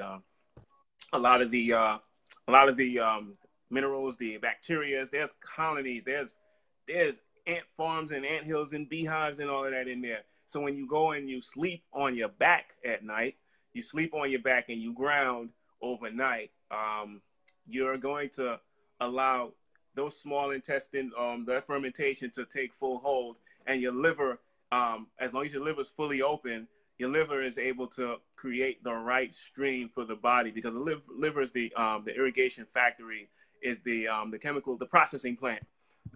If the intestines are compromised, if there's a candida overflow, the liver's going to say, hold up, chill out, time out. We got to back up and just make some things happen here that we can't throw out all this information so that the blood could be processed in the small intestines, But a lot of people want to ground, and grounding is good, but you got to make sure you ground and that you get on a good, you get that sun down for ground. I'm trying to figure out sun up for ground. I guess you could ground in the morning, but me, I'm trying to explode. I'm trying to be like out there, so I can't really ground. I'm doing this actually for the first time, really for the first time in, I mean, I can't even think of when, probably since I was like almost a child, perhaps. But where I am right now, there is grass.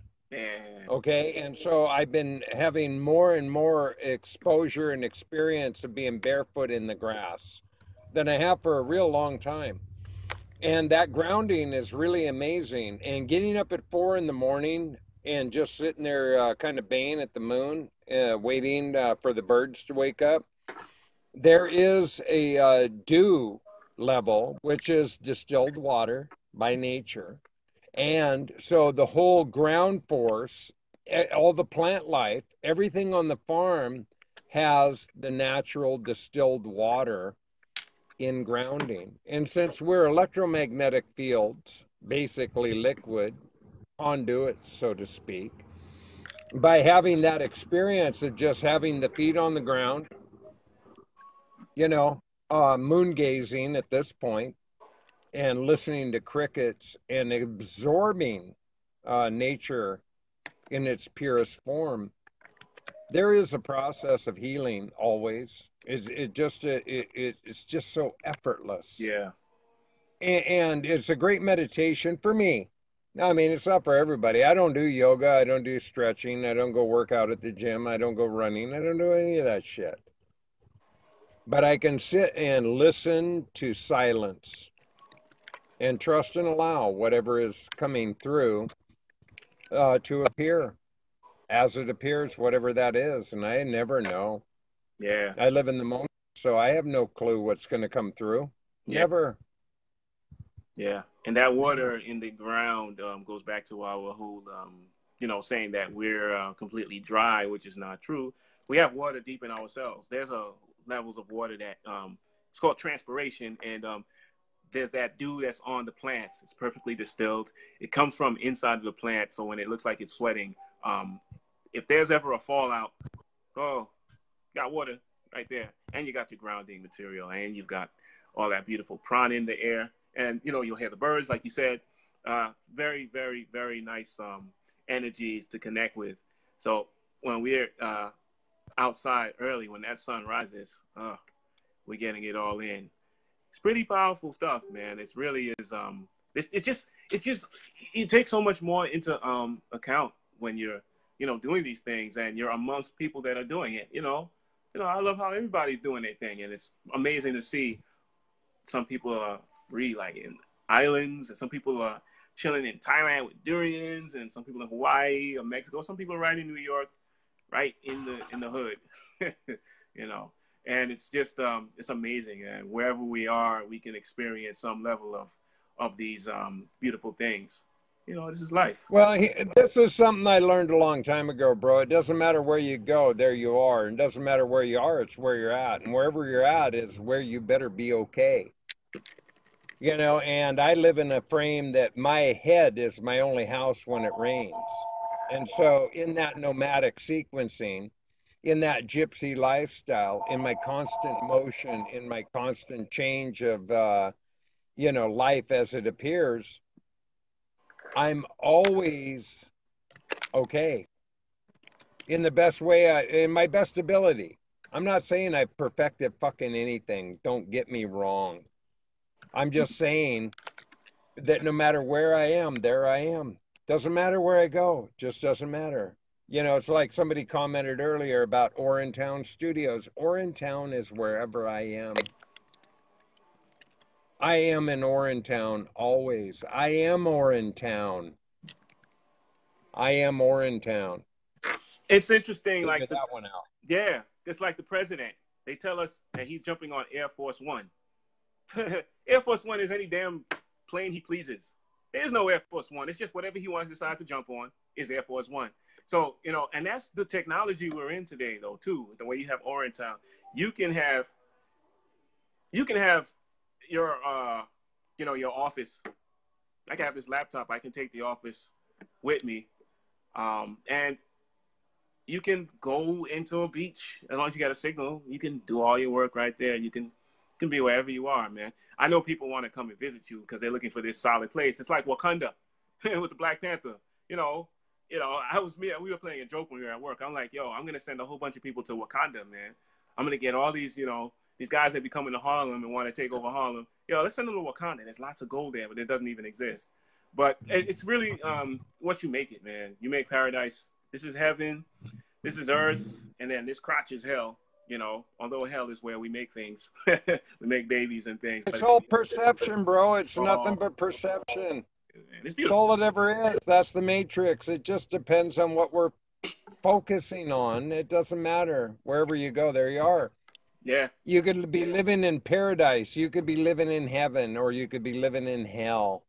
You could be living in joy or living in misery. You could live in cause or effect, joy or hatred. You can, you know, I mean, it's all a perception.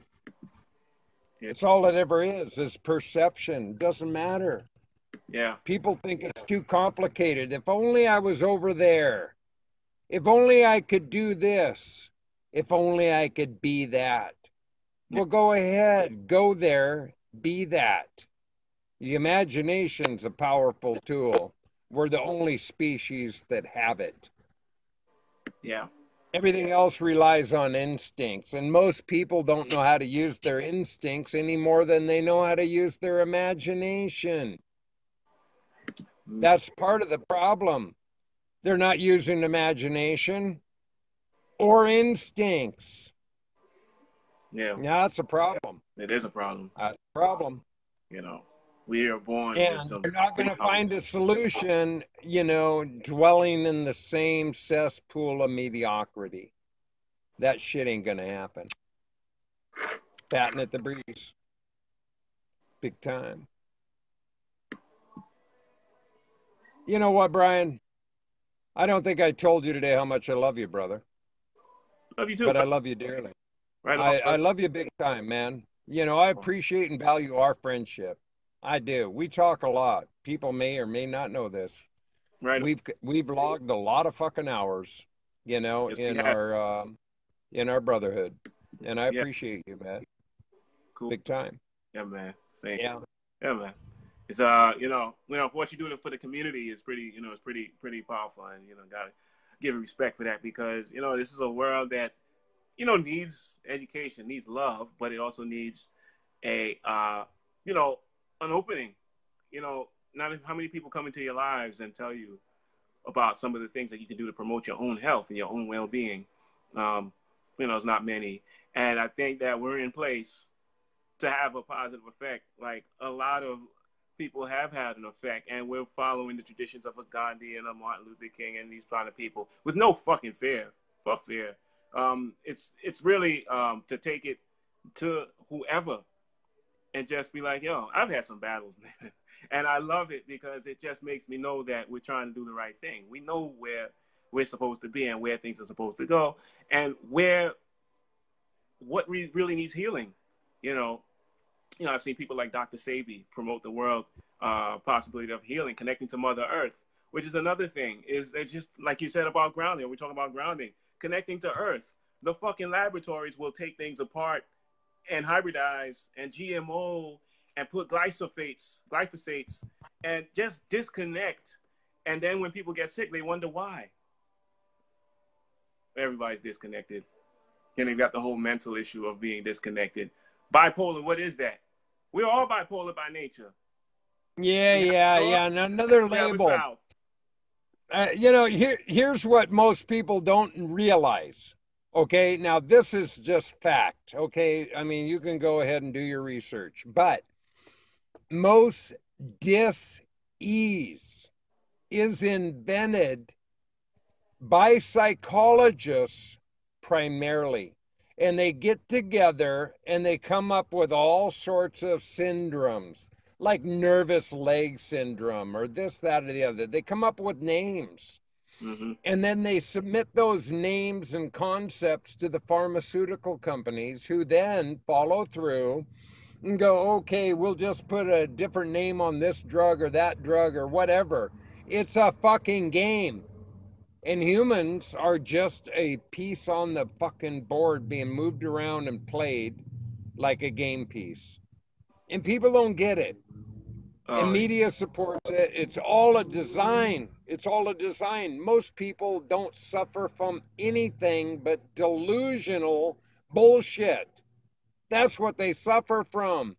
They're delusional about what's fucking happening in their life. Well, they haven't got a clue. Yeah. They just haven't got a clue. Yeah. You're a victim to the program. Got to be programmed, or else, Yeah. Hey, if you're not willing to program yourself, somebody else will gladly do it for you.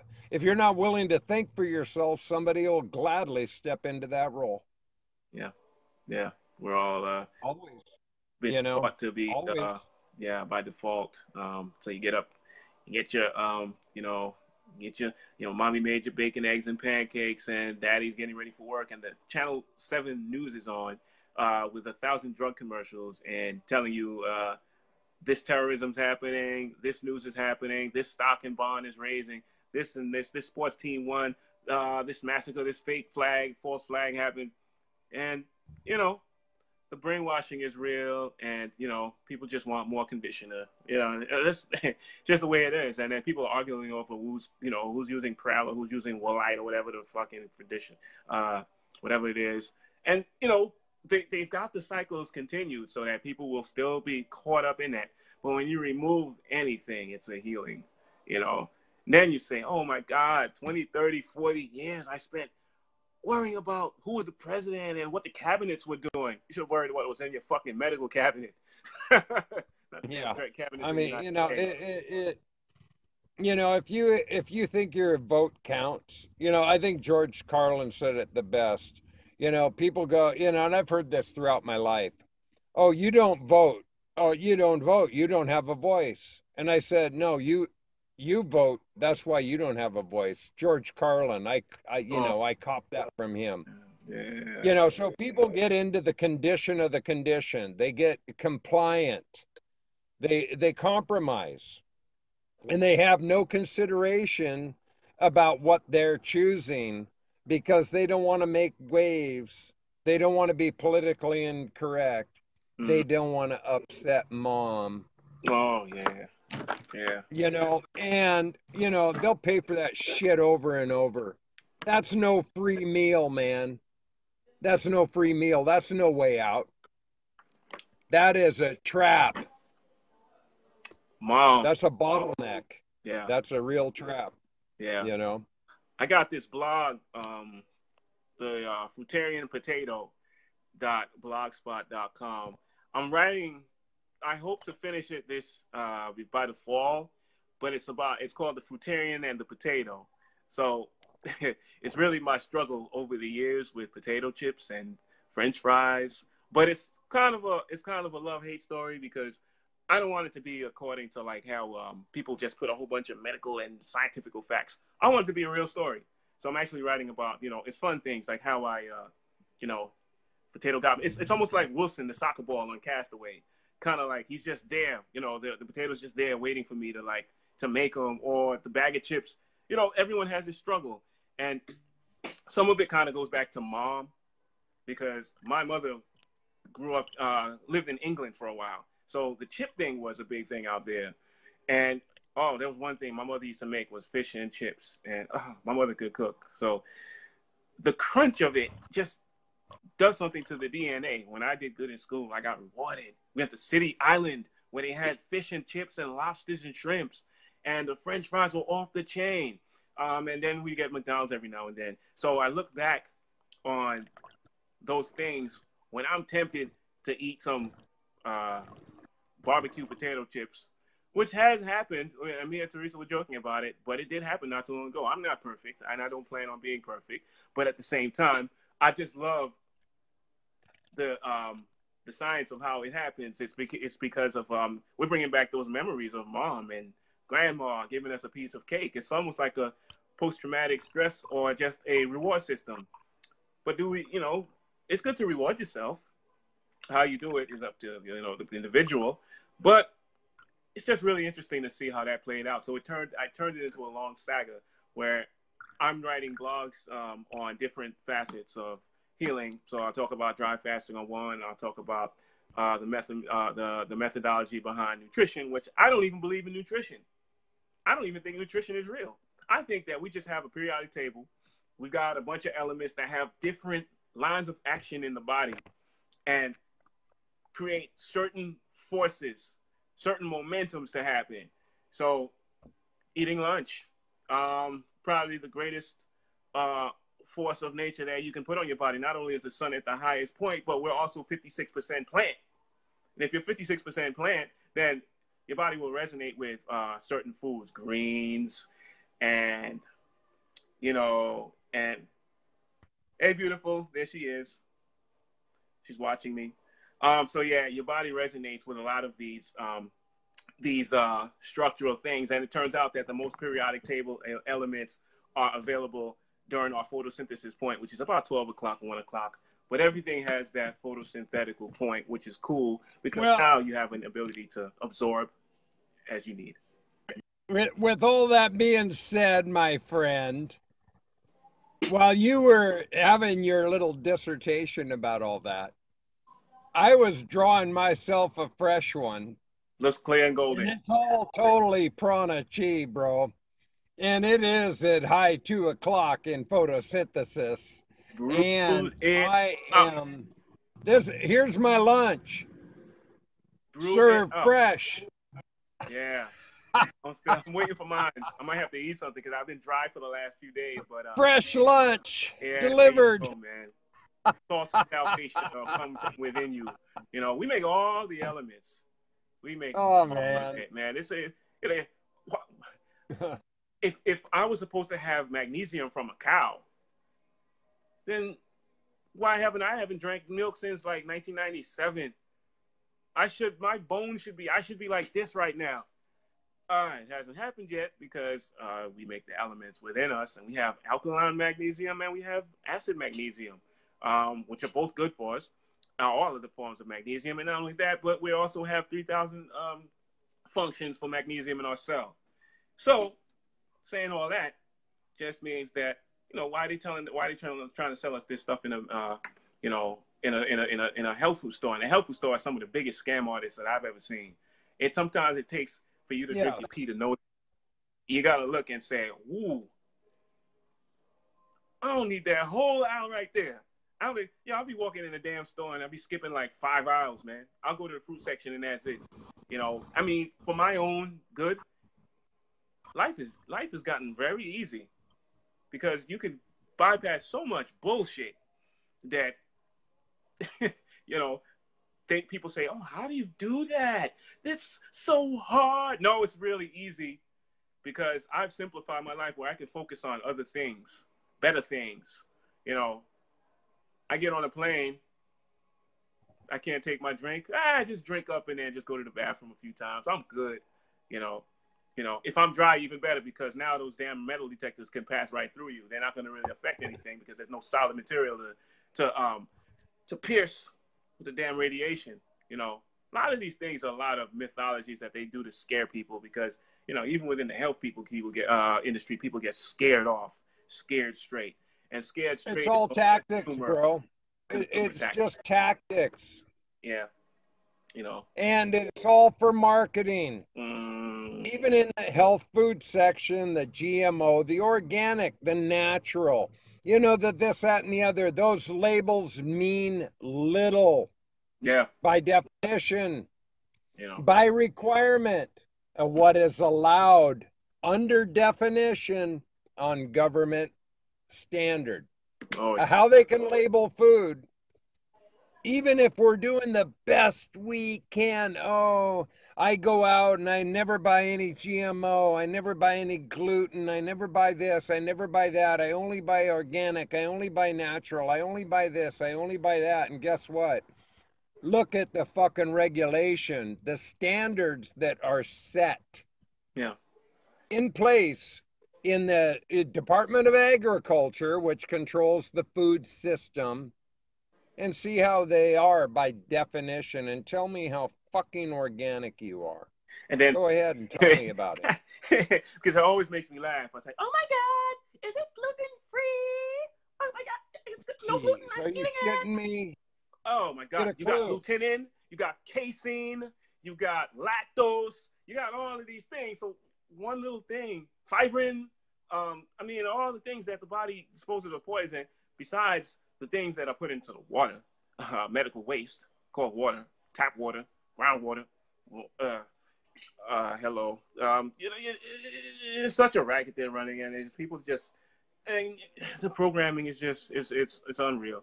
But to give people a couple of indications, like you said, the labeling is so false. What is a calorie anymore? I mean, heat. Oh, we got heat, man. We wake up in the morning.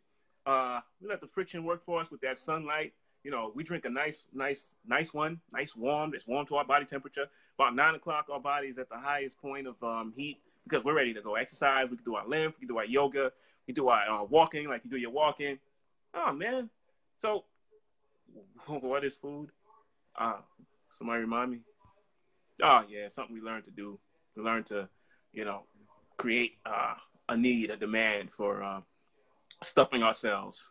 You know, got these nice Thanksgiving and these Christmas and all these crazy pagan holidays. No, we can enjoy ourselves, we can feast and all of this stuff. But take it away. See how good you feel, you know? Yeah. You know, again, we're back to less is more.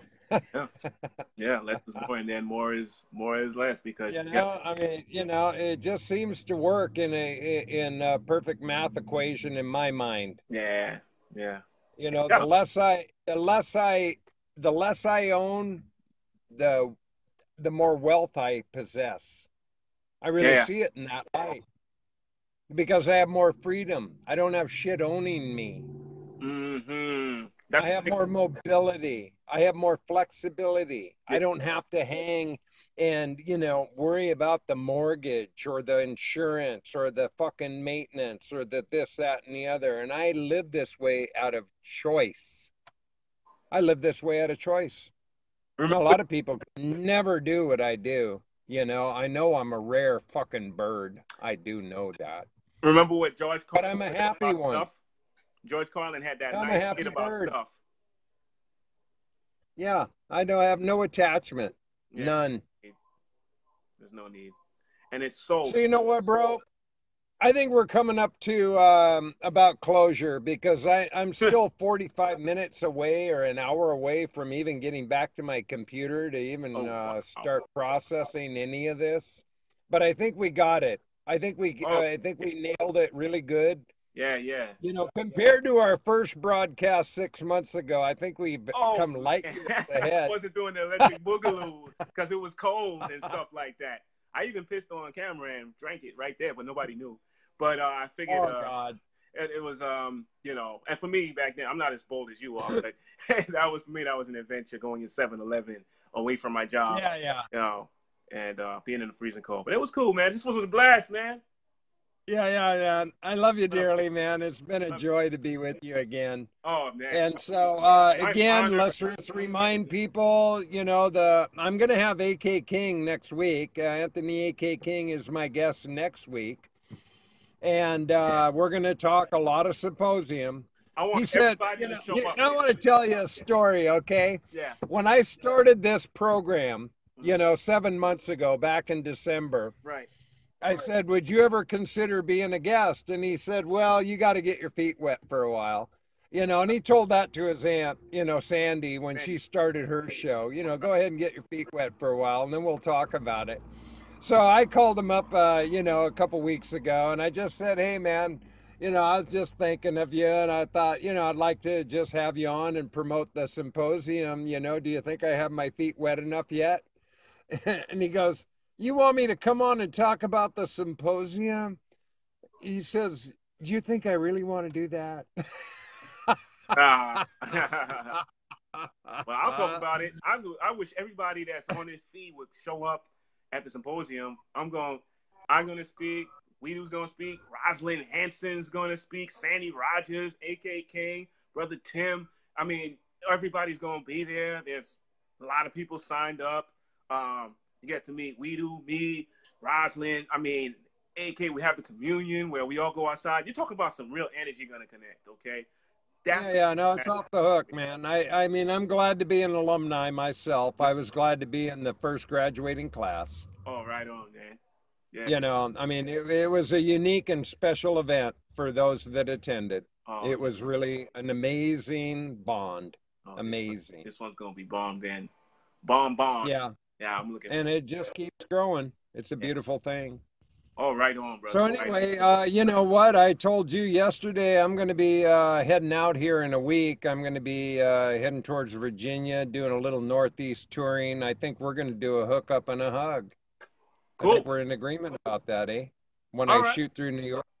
Yeah, man. Yeah, I'm in here. We actually get to meet live and in person before Vegas. Cool. That'd be way cool. Yeah. That'd be awesome. Weedu takes. So I really appreciate your time, Bryan. Yeah, man. You know, as always, I love you dearly and all your information. You know, I really, you know how much I love you, bro. Yeah, man. And I support you 100%. Right on, brother. We're going to keep it and it's been a privilege. Cool. Yeah. So anyway, peace out, bro. And all love to you. And boom, y'all just been loved. All right. See you next time. All right. Have a beautiful, wonderful, marvelous day. Indeed. Yeah. Ciao out. Bye-bye now.